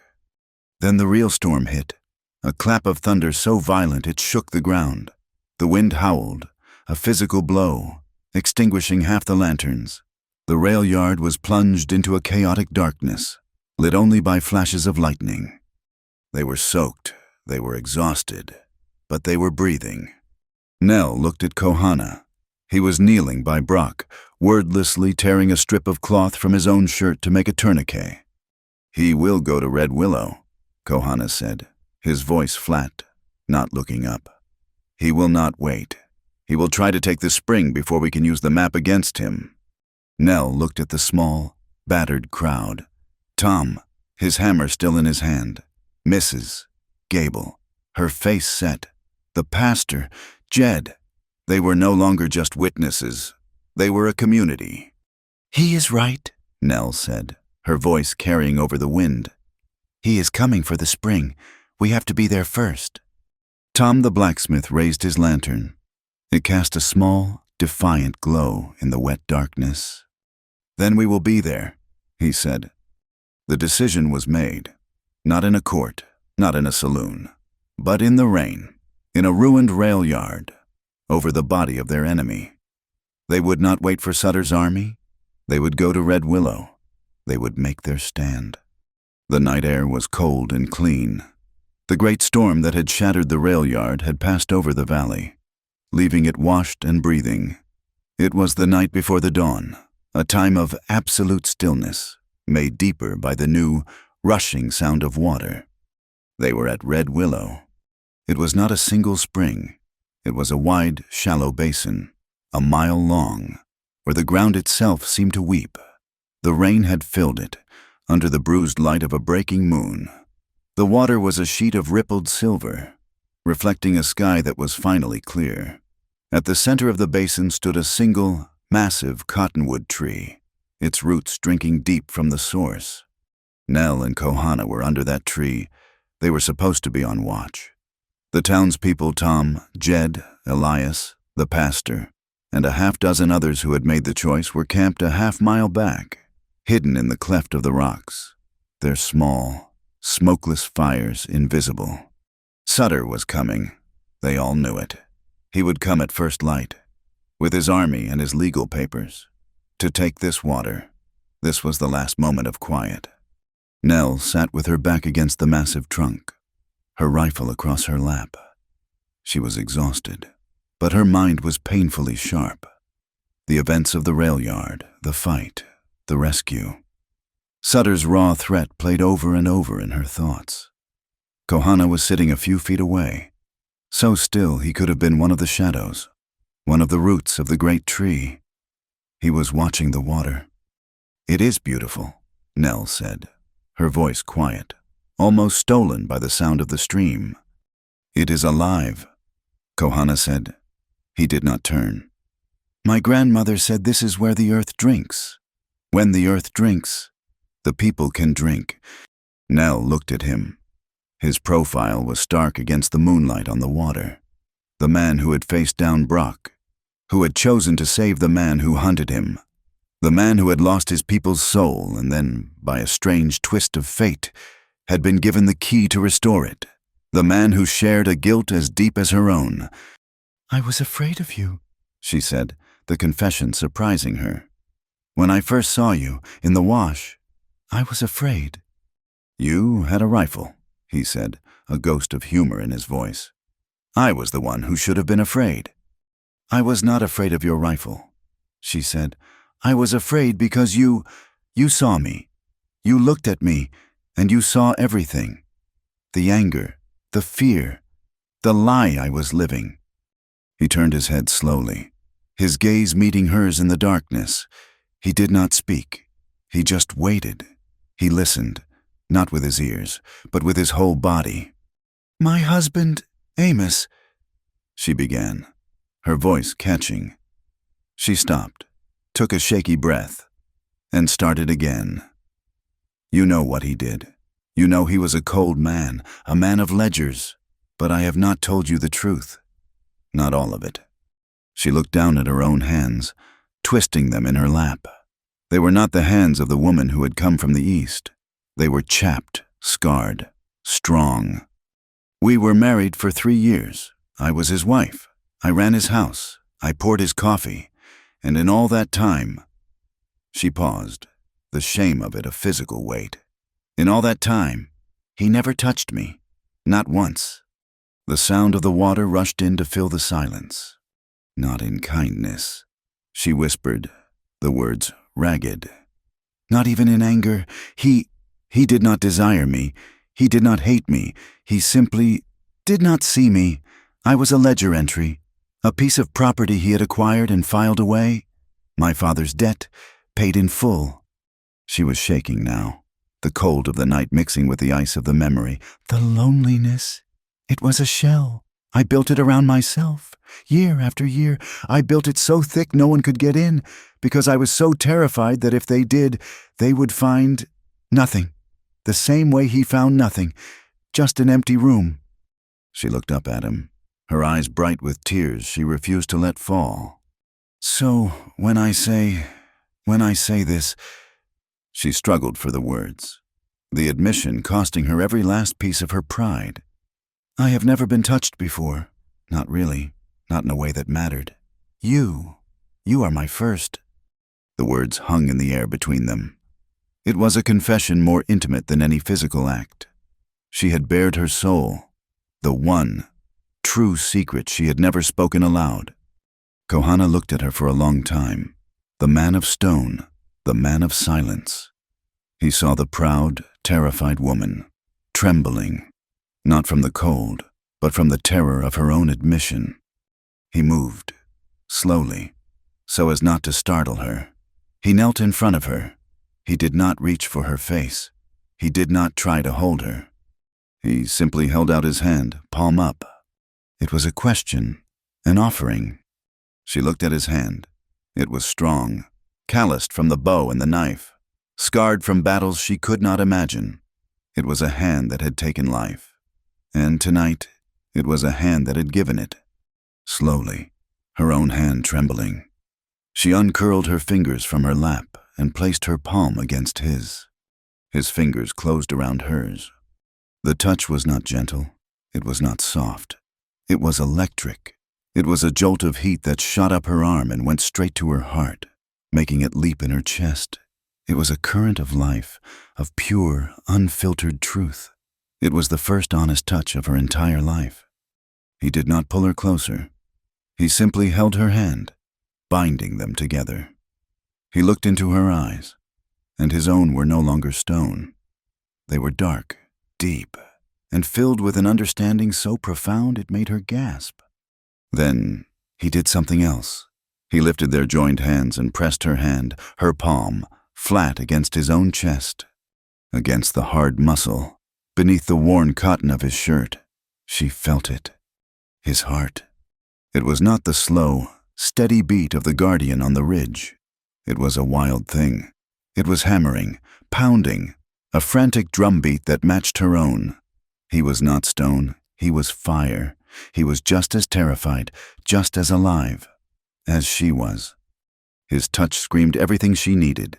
It screamed, I see you. It screamed, you are real. It screamed, we are the same. She did not cry. She breathed. For the first time, she felt her lungs fill. The shell that had encased her for years, the ice of her solitude, did not just crack. It shattered. It fell away, vanishing like mist on the new water. If we live, she whispered, her voice thick, her hand still pressed to his heart. If we see the morning. We will see the morning, he said, his voice a low promise, his heart pounding against her hand. Then the water, she said, the words coming fast, a vow. It will not be yours, and it will not be mine. It will not be Sutter's. It will be for the town, for the people, Tom's children, Mrs.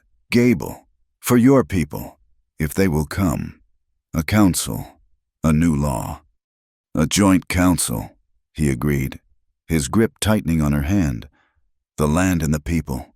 One promise. A sound? It was tiny, the snap of a dry twig. It was not the wind. It was not an animal. Kohana released her hand and was on his feet in a single, fluid motion. He had not made a sound. He held his knife. Nell was up an instant later, her rifle already at her shoulder, aimed into the darkness beyond the cottonwood. They stood back to back, scanning the shadows. "Show yourself," Nell said, her voice low, but carrying nothing, only the sound of the water and the wind in the great tree. Kohana held up a hand for silence. He tilted his head. He was listening. He pointed, not where the sound had come from, but 20 yards to the left. He had not heard the snap. He had heard the man shift his weight after the snap. He moved, melting into the shadows of the tree's far side. Nell held her position, her rifle trained. She heard a faint scuffle, a gasp, a heavy, soft thud. Kohana emerged from the darkness, dragging a man. He was one of Sutter's men, the one with the nicked boot from the rail yard. He was alive, but unconscious, a fresh bruise blooming on his temple where Kohana had struck him with a stone. A spy, Sutter's scout. "He has been watching us," Kohana said, his voice hard. The intimacy of the moment gone, replaced by the cold steel of the warrior. He was listening. For how long? Long enough. Kohana dragged the man behind the trunk. He took the man's own bandana and gagged him, binding his hands with his gun belt. A sound, high and clear, cut through the night. Hoo! 3 notes, an owl. Nell looked up. Kohana did not. He was looking at the ground. "That is no owl," he said.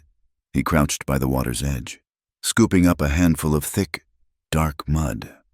"That is a signal." The scout was not alone. He was signaling his partner. What did it mean? 3 notes. All is clear. Or, the target is here. Kohana walked back to the unconscious scout and began, with quick, efficient motions, to cover the man's arms and face with the dark mud, blending him into the shadow of the roots. "We must move, now." "Move where?" Nell said, her heart pounding again, but this time with adrenaline. "The townspeople are in the cleft." "They are coming here," Kohana said. "They will come to the open water, to the light. They think we are exposed." He stood and looked up at the sky, which was now a pale, sick gray in the east. Dawn was coming in less than an hour. "We will not be where they expect," he said. "We will not be in the light. We will be in the rocks. We will let them have the bank." He grabbed her arm. "Come! We have to move your people, now!" Nell ran with him, back toward the camp. As she ran, she looked back at the silver water, at the great cottonwood, the place where she had been born. She saw them then, on the far ridge, silhouetted against the coming dawn. It was not an army.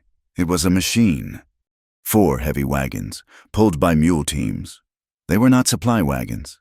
They were water wagons, great wooden tanks on wheels, and behind them, pulled by a team of 20 mules, was a massive black iron thing that glinted in the gray light. A steam engine, a boiler, a heavy steel pump. Sutter was not coming to fight them. He was not coming to arrest them. He was coming to plug his steel straw into the heart of red willow and suck it dry. The sun rose harsh and cold, illuminating the scene with the clarity of a verdict below the ridge. Sutter's men were a swarm of activity. The air, washed clean by the night's storm, was now thick with the clang of iron, the shriek of the steam whistle, and the shouts of a foreman. They were unlimbering the great steam pump, positioning its heavy iron feet on the bank right beside the ancient cottonwood tree. Its massive intake pipe, a black serpent of steel, was aimed directly at the heart of the spring. Baron Caleb Sutter stood apart, near his wagon. He held a porcelain cup of coffee, watching his machine take possession of the water as if he were a king watching his flag being raised over a conquered city. From the rocks above, Nell watched. She, Kohana, Tom, Jed, Elias, and the half-dozen others from the town were hidden, their rifles useless against this new enemy. They were outnumbered 5 to 1, and Sutter had not brought an army. He had brought a factory. A lone rider approached Sutter, moving slowly, his body stiff with pain. It was Brock. His left leg was heavily splinted and tied to the saddle. His face, visible in the new light, was the color of old parchment, slick with sweat. He rode up to the Baron, holding a single sheet of paper aloft. "It is done, Baron," Brock called out, his voice strained. "I paid a visit to Judge Hannon before sunrise. He was convinced. He signed a full confession of his errors in the original land grant." Sutter smiled, a thin, cruel expression. "Excellent, Mr. Brock." "And," Brock continued, his voice rising, pitching toward the rocks, "he signed this, an emergency territorial injunction. It cites the railroad's critical need for water. It remands this entire valley, and all water sources, into your protective custody. It is legal. This is your water. Anyone who interferes," he pointed the paper at the rocks, "is a trespasser, subject to immediate arrest." Sutter laughed, a dry, humorless sound. "You hear that? Mrs. Hart, the law is a magnificent thing. You are on my property. Come down, or you will all be shot." Nell Hart stood up. She stepped out from the cover of the rocks, her Winchester held at her side, muzzle down. She was alone, a single figure against the sunrise. "You have a law, Baron?" she called back, her voice ringing clear in the cold air, echoing across the water. "But we have the truth." Kohana, Elias, and Tom the blacksmith stepped out, standing just behind her. "This is not a territorial court," Nell declared, her voice gaining strength. "This is a community, and we, the people, will hold our own hearing right here. Right now, Pastor." The pastor, his black coat still damp, stepped forward, his Bible held tight. "By the authority of God and this community, let this hearing be called." "This is a farce," Sutter roared, his face darkening. "Is it?" Nell held up the deerskin journal, her husband's confession. "We have the sworn testimony of Amos Hart, your own surveyor, detailing the $5,000 bribe you paid him to invert the map." Elias, his face bruised but his eyes bright, held up the ledgers. "We have the payment records from your acquisition fund, proving the conspiracy to bribe Judge Hannon." Nell pointed to the iron press in Jed's hands. "And we have the official seal of Redemption County, which makes our evidence the legal record, not your coerced sunrise confession." Elias unrolled Kohana's corrected map, the true map, its charcoal lines clear in the morning light. "And we have the true and sacred map of Red Willow, witnessed by its rightful guardians." Sutter's face was purple. "I am finished with this theater," he shrieked. "You men fire a warning shot, clear them from that ridge." One of Sutter's riflemen, a man on the far flank, raised his rifle and fired. The bullet chipped the rock 2 feet above Nell's head. The shot was the signal. A deafening roar blasted from the rocks. Tom the blacksmith, not aiming at a man, had fired both barrels of his shotgun directly at the steam engine. The buckshot hammered the thin metal housing of the boiler. Steam hissed violently. "Fire," Sutter bellowed, drawing his own pistol. "Kill them all." The battle began. Sutter's 20 hired guns laid down a field of fire, bullets chewing the rocks where the townspeople were hidden. Nell and her small band Tom. Jed and the 2 other ranchers fired back, not at the men, but at the machine. "The wagons! Jed!" Nell shouted. "Stop the wheels!" Jed, his old eyes clear, took careful aim. His shot splintered the heavy wooden spoke of the lead water wagon. "The engineer!" Tom roared. "Stop the pump!" But the engineer, protected by a steel plate, was screaming at his foreman. "The pressure is up. I am opening the intake." With a mechanical groan and a belch of black smoke, the great pump shuddered. The intake pipe plunged into the water. A moment later, a thick column of water gushed from the outflow pipe, draining the life from the basin onto the dry sand. It was working. The silver level of the spring began to drop. "No!" Nell cried, reloading. "The boiler!" the engineer shrieked.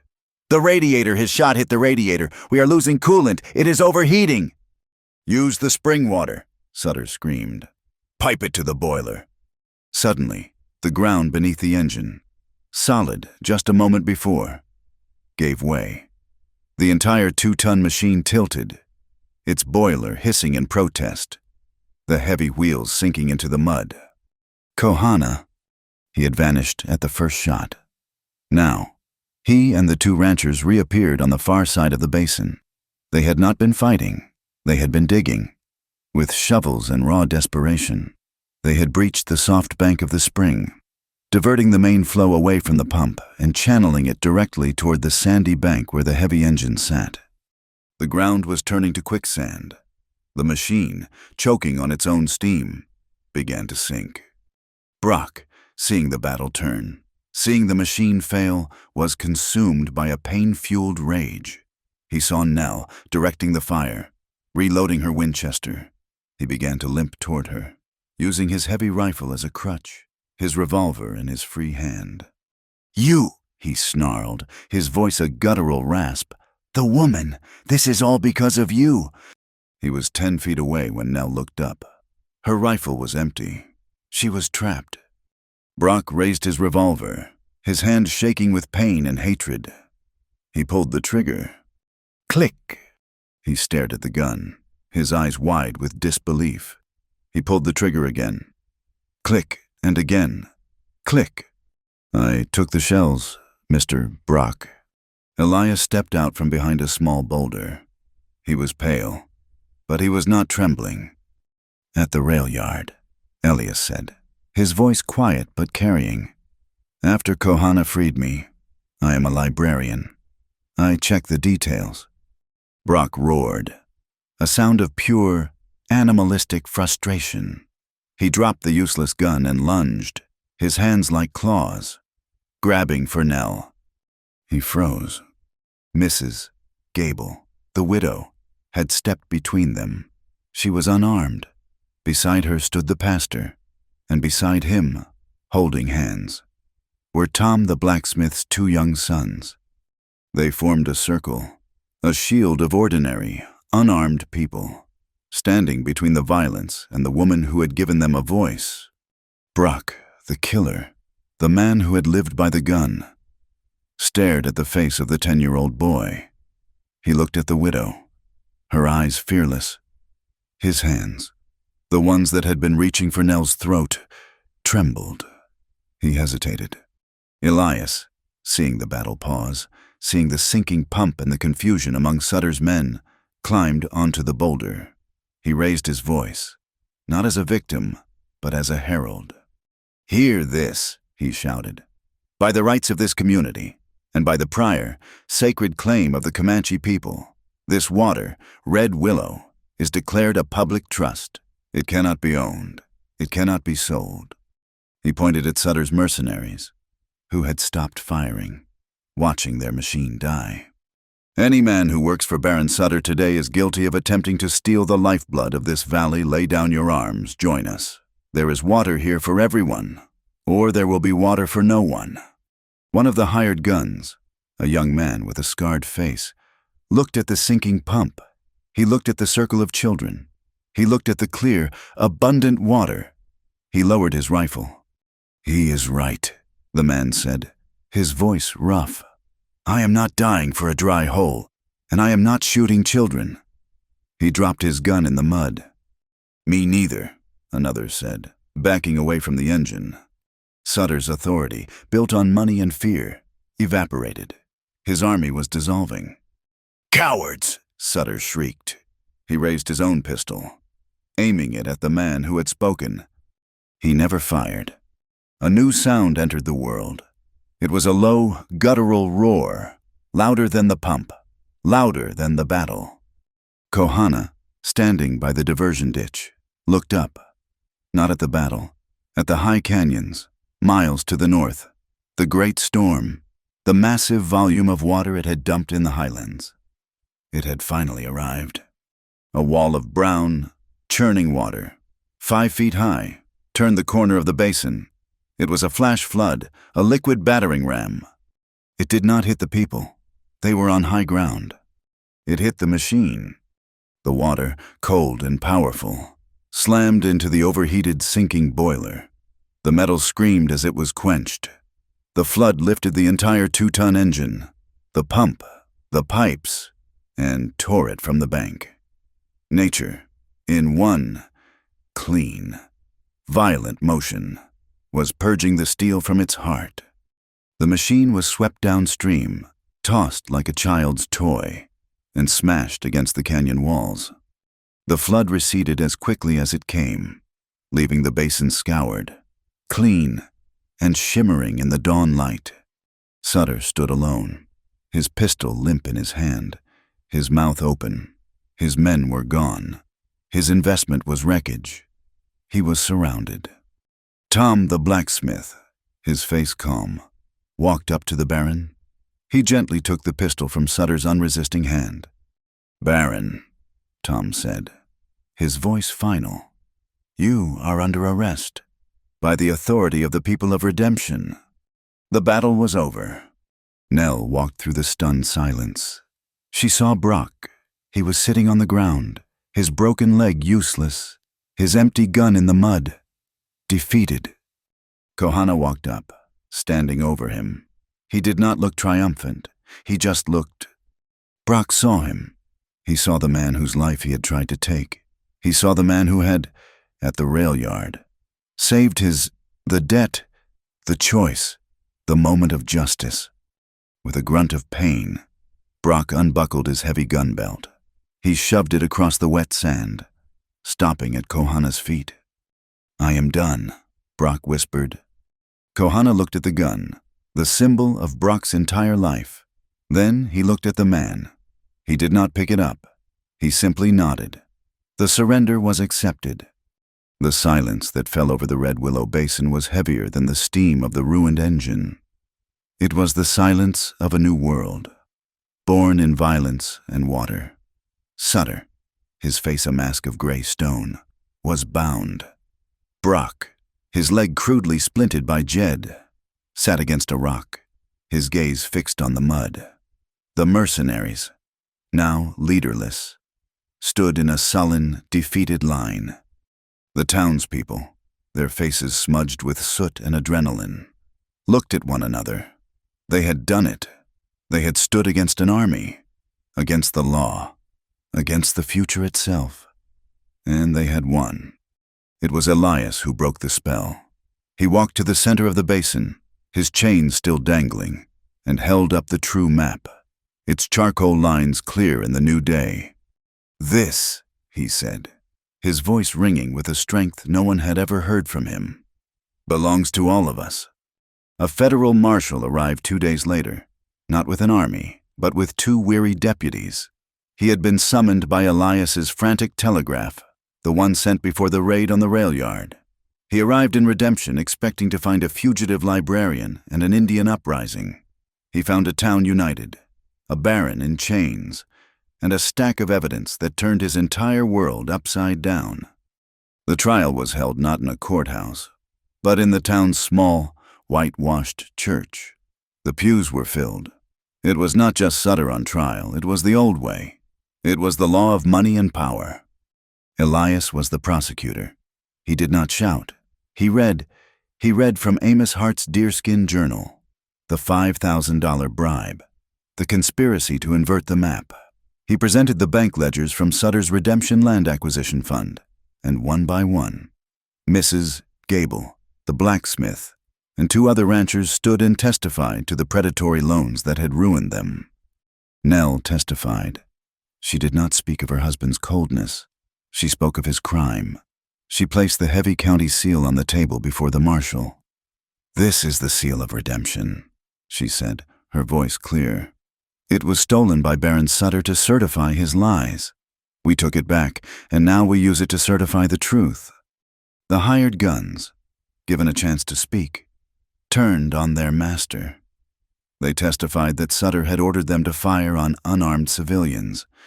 But the final witness was Brock. He was carried in, his leg propped on a chair. He was pale, but his eyes were clear. He had been offered nothing. He asked for nothing. "It was all true," Brock said, his voice a low rasp. "The bribery, the intimidation, the stagecoach ambush was mine. on his orders. Judge Hannon was bought. The railroad was bought.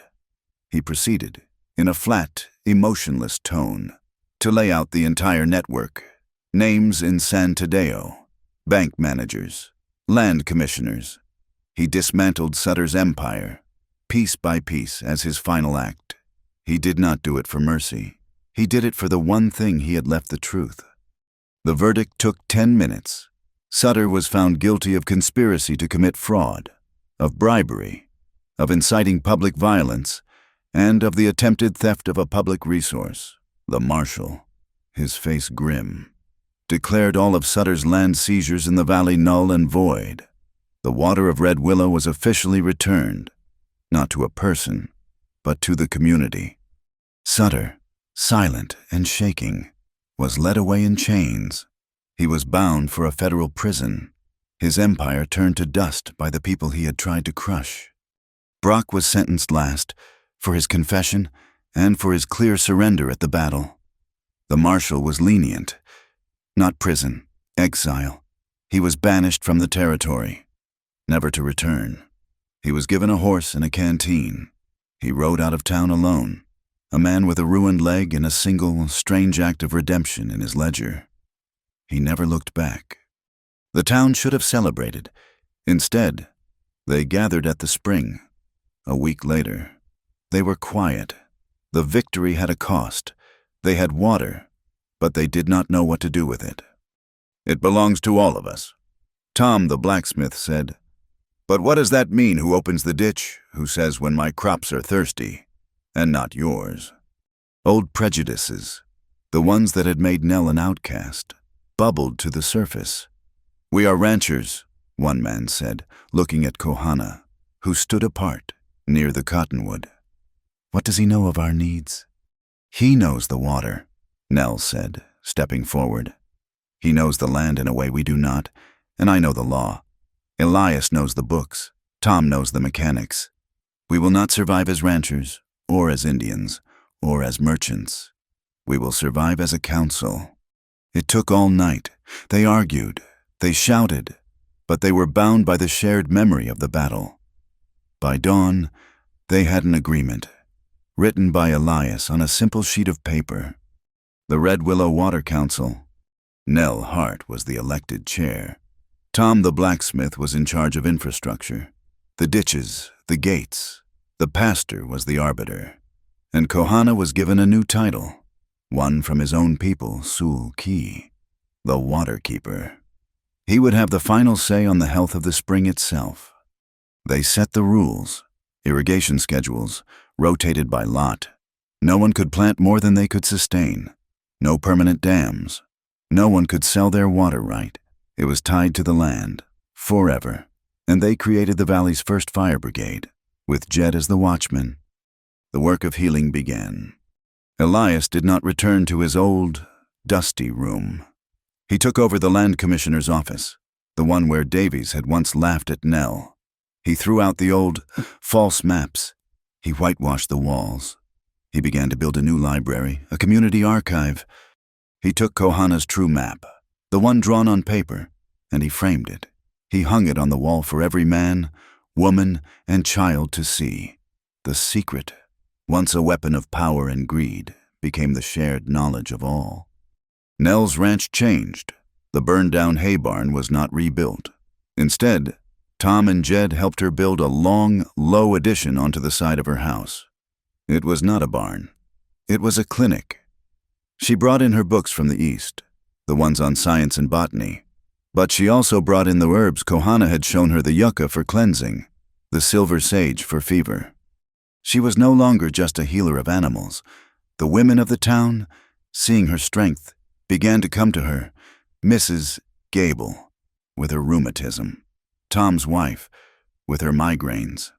Nell taught the children, the ones who had once feared Kohana. She did not just teach them to read, she taught them to see. She mounted a barometer on her porch. "This," she said to Tom's sons, "is how the Easterners listen to the sky.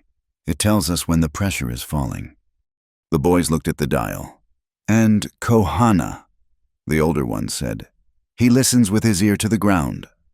"Yes," Nell said, smiling. Now you know how to listen with both, science and the earth. That is how we will survive. Kohana did not return to the ridges. To his life between worlds, he had found his place. He was the guardian. He moved into the small line shack on Nell's property, the one closest to the spring. He did not teach fighting. He taught life. He took the same ranchers who had distrusted him and showed them how to read the land. You dig your ditch straight, he said, and the water runs fast.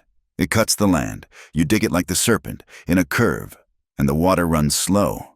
It soaks. It feeds. He taught them to ride, not with spurs and anger, but with balance. He taught them to track, not just cattle, but the deer, the quail, the subtle shifts that warned of drought or a hard winter. He was the bridge. The change was slow. It was the work of days, of calloused hands and hard words, spoken and then forgiven. Weeks later, as the first new moon of the season rose, a new sound was heard in the valley, a single drum, its beat as steady as a heart. The townspeople gathered at Red Willow. A great fire was lit, not of fear but of gratitude. They sat on one side. On the other side, drawn by the smoke and the sound, were others, an old Comanche man, his face a map of seasons, sat with two families. They were the remnants of Kohana's people, drawn back to the sacred water now that it was safe. No one spoke of treaties. No one made speeches. The old Comanche man began to sing. It was a low, clear song, a song of the water, of the earth, of a thanks given for survival. Kohana, sitting near the fire, nodded. Tom the blacksmith, on the other side, heard the song. He did not understand the words, but he understood the meaning. He nodded back. The pastor, Mrs. Gable, Jed, one by one. They shared a simple, quiet acknowledgement. It was not a grand reconciliation. It was a beginning. It was a silent, sincere promise to share the valley. Later that night, Nell stood on her porch, watching the fire glow in the distance. The air was cool, and for the first time in a year, it was soft. It smelled of wet earth and new leaves. She walked to the cistern, the one that had been dry. The small, camouflaged ditch Kohana had engineered was full, gurgling quietly in the darkness, topping off the tank. She walked to the barn. She opened the door.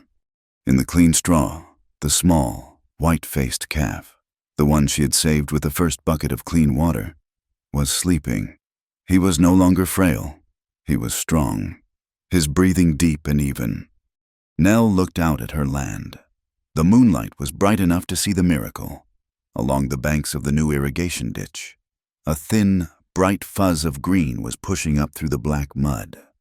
New grass. It was not a promise of hope. It was hope itself, tangible and real, growing in the dark. The sun was new. It came over the eastern ridge, not as a tyrant, but as a promise. The air, washed clean by the flood, smelled of wet stone and the sharp, green scent of living cottonwood. Nell and Kohana stood at the base of the great tree.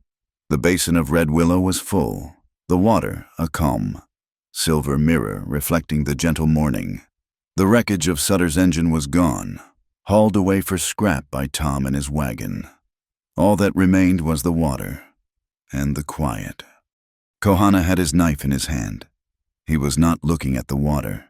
He was looking at the smooth, pale bark of the cottonwood, at a space just above the high water mark. He had spent an hour sketching in the damp sand. It was not a symbol from his people. It was not a symbol from hers. It was new. A circle, representing the spring. A line drawn through it, representing the community ditch, and balanced above it, a triangle for the mountains, and a square for the town, the Red Willow Water Council. He began to carve. The knife was sharp, cutting deep, precise lines into the living wood. Nell stood beside him. She did not watch his knife. She watched his hand, the same hand she had held in the darkness, the same hand that had felt her heart. She placed her own hand on the tree, just below where he was working, feeling the cool, steady life of it. "My ranch," she said, her voice quiet in the stillness. "It is not a ranch anymore. I was looking at it this morning. It is a clinic. It is a school. It is a way station." "It is a good place," Kohana said, his eyes focused on the carving. "I used to think a family was something you were born into." Nell continued, tracing the grain of the bark. "A debt, a name to carry. I was wrong. It is something you choose, something you build, like Tom and Elias, like the children." "A chosen family," he said. He blew the shavings from a deep cut. "They are loud." A small smile touched Nell's lips. "Yes, they are." He finished the last line. The symbol was complete. It was rough, and it was honest. It would heal over, scar, and become part of the tree forever. He sheathed his knife. They stood for a moment, just looking at their work, the new law, written in the bark of the old. Kohana looked at her. His hand was covered in fine, pale dust from the carving. He did not say a word. He just held it out. Nell looked at his open palm. This time, there was no fear. There was no desperate confession. She placed her hand in his. It was not the electric, shocking jolt of that first night. It was not the spark that shattered her isolation. It was warmth. It was ballast. It was the steady, solid feel of an anchor finding the seabed. It was the feel of home. They did not need grand vows. They did not need promises for a future they could not see. All they needed was the silent agreement they had just made to show up, to do the work, to carve the new symbol, every single day. He held her hand for a full minute, and then, slowly, he let it go. Later that day, the first meeting of the Red Willow Water Council was called to order. They met in the new community library, the room where Elias had, piece by piece, cataloged the valley's new identity. The framed, true map of Red Willow hung on the wall, a reminder of what they were protecting. Elias, as secretary, called the roll. Nell sat as chair. Tom, the blacksmith, head of infrastructure. The pastor, as arbiter. Kohana, as the waterkeeper, sat not at the table, but by the open window, where he could feel the wind.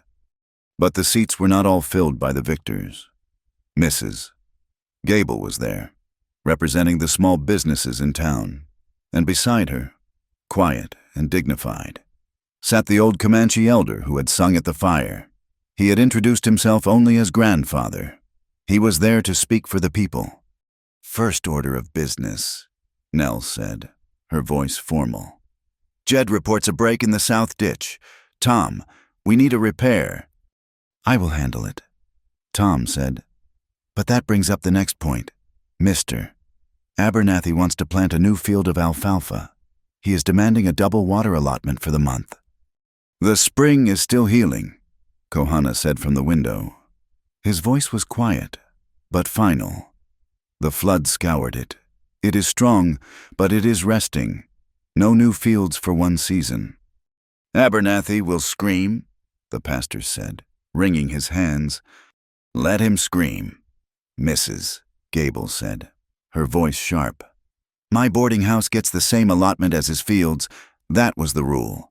1 share per family, 1 share per business." We all agreed. "The elder speaks," Elias said softly. Grandfather looked at the council.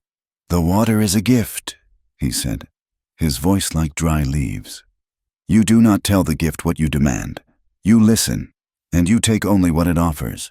The waterkeeper is right. The land rests. We rest." The motion was made. The council voted. 6 hands were raised. The motion carried. No new allotment. The door of the library opened. A man stood there, his hat in his hands.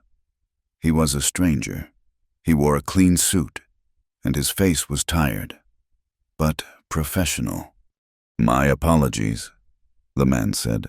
"Am I addressing the Red Willow Water Council?" You are, Nell said, her hand instinctively moving toward the table's edge. My name is Wallace. I am the new chief engineer for the Pacific and Transcontinental Railroad. The room went silent. Tom the blacksmith slowly stood up. His hands curled into fists. We do not want your money, mister, Tom growled. And we do not want your trouble. I am not here to bring either. Mister, Wallace said calmly, Baron Sutter is ruined. His name, and the names of his partners, are finished. The board in the East is embarrassed. They have no interest in a war.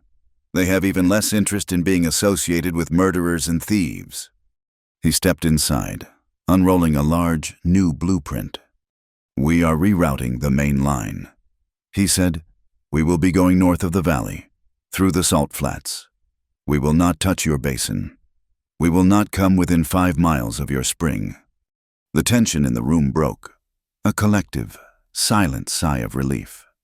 However, Mr. Wallace continued, we still need water, a great deal of it, but we will not take it. We propose to buy it, and we propose to build. He pointed to a spot on the blueprint, far downstream from the Red Willow Basin. Here, at the bottleneck of the valley, we propose to build a permanent reservoir, a stone dam, paid for by the railroad. It will capture the runoff from your spring and the floodwaters. It will create a lake that will guarantee water for the entire valley, even in a drought. And the railroad? Elias asked, his eyes narrow. The railroad, Mr.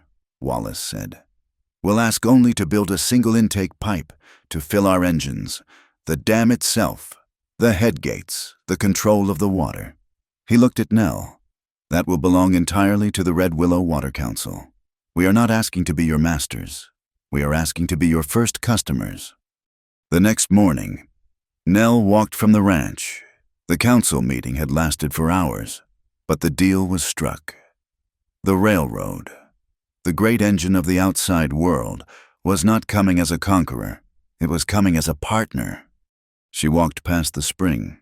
The sun was warm, and the new green grass along the banks was bright. She saw the children, Tom's 2 sons, and the 3 small children from the Comanche families. They were not playing soldiers. They were not chasing each other. They were all lying on their bellies, their ears pressed to the damp earth, just as Kohana had taught them. I hear it, the youngest boy shouted. It is fast today. No, it is slow. One of the Comanche girls argued. You are listening to the echo. You have to listen to the deep sound. They were learning, not just to count, but to listen. They were not counting coins, or acres, or debt. They were counting the seasons. They were counting the quail in the brush. Nell reached the ranch. The house was quiet. In the new clinic, Mrs. Gable was teaching a young woman how to roll bandages. In the distance, she could hear the steady rhythm of Kohana, teaching Jed how to reshoe a pony without iron, using rawhide. She went to the porch, the small, cracked slate still hung by the door, the one where she used to list her debts, the price of feed, the long, lonely column of her deficits. She picked up a small piece of chalk. She wiped the slate clean. She thought for a moment.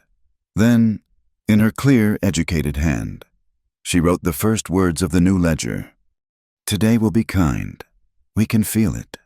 She set the chalk down and stood, looking out at her valley, her home. The wind, the eternal voice of the high plains, moved down from the ridges. It did not carry dust. It did not carry the sound of gunfire or the shriek of a steam engine. It moved through the leaves of the great cottonwood tree, a sound like a distant, steady breath. It was the sound of a free West, not loud, not sudden, but it was patient, it was real, and it would endure. Thank you so much for listening to this story. I would love to know where you are tuning in from, so please leave a comment down below and share your thoughts. If you enjoyed this tale, please consider subscribing to my channel, Wild West Tales, and give this video a like. And if you really want to support the channel, Please hit that hype button to help this story reach more listeners just like you.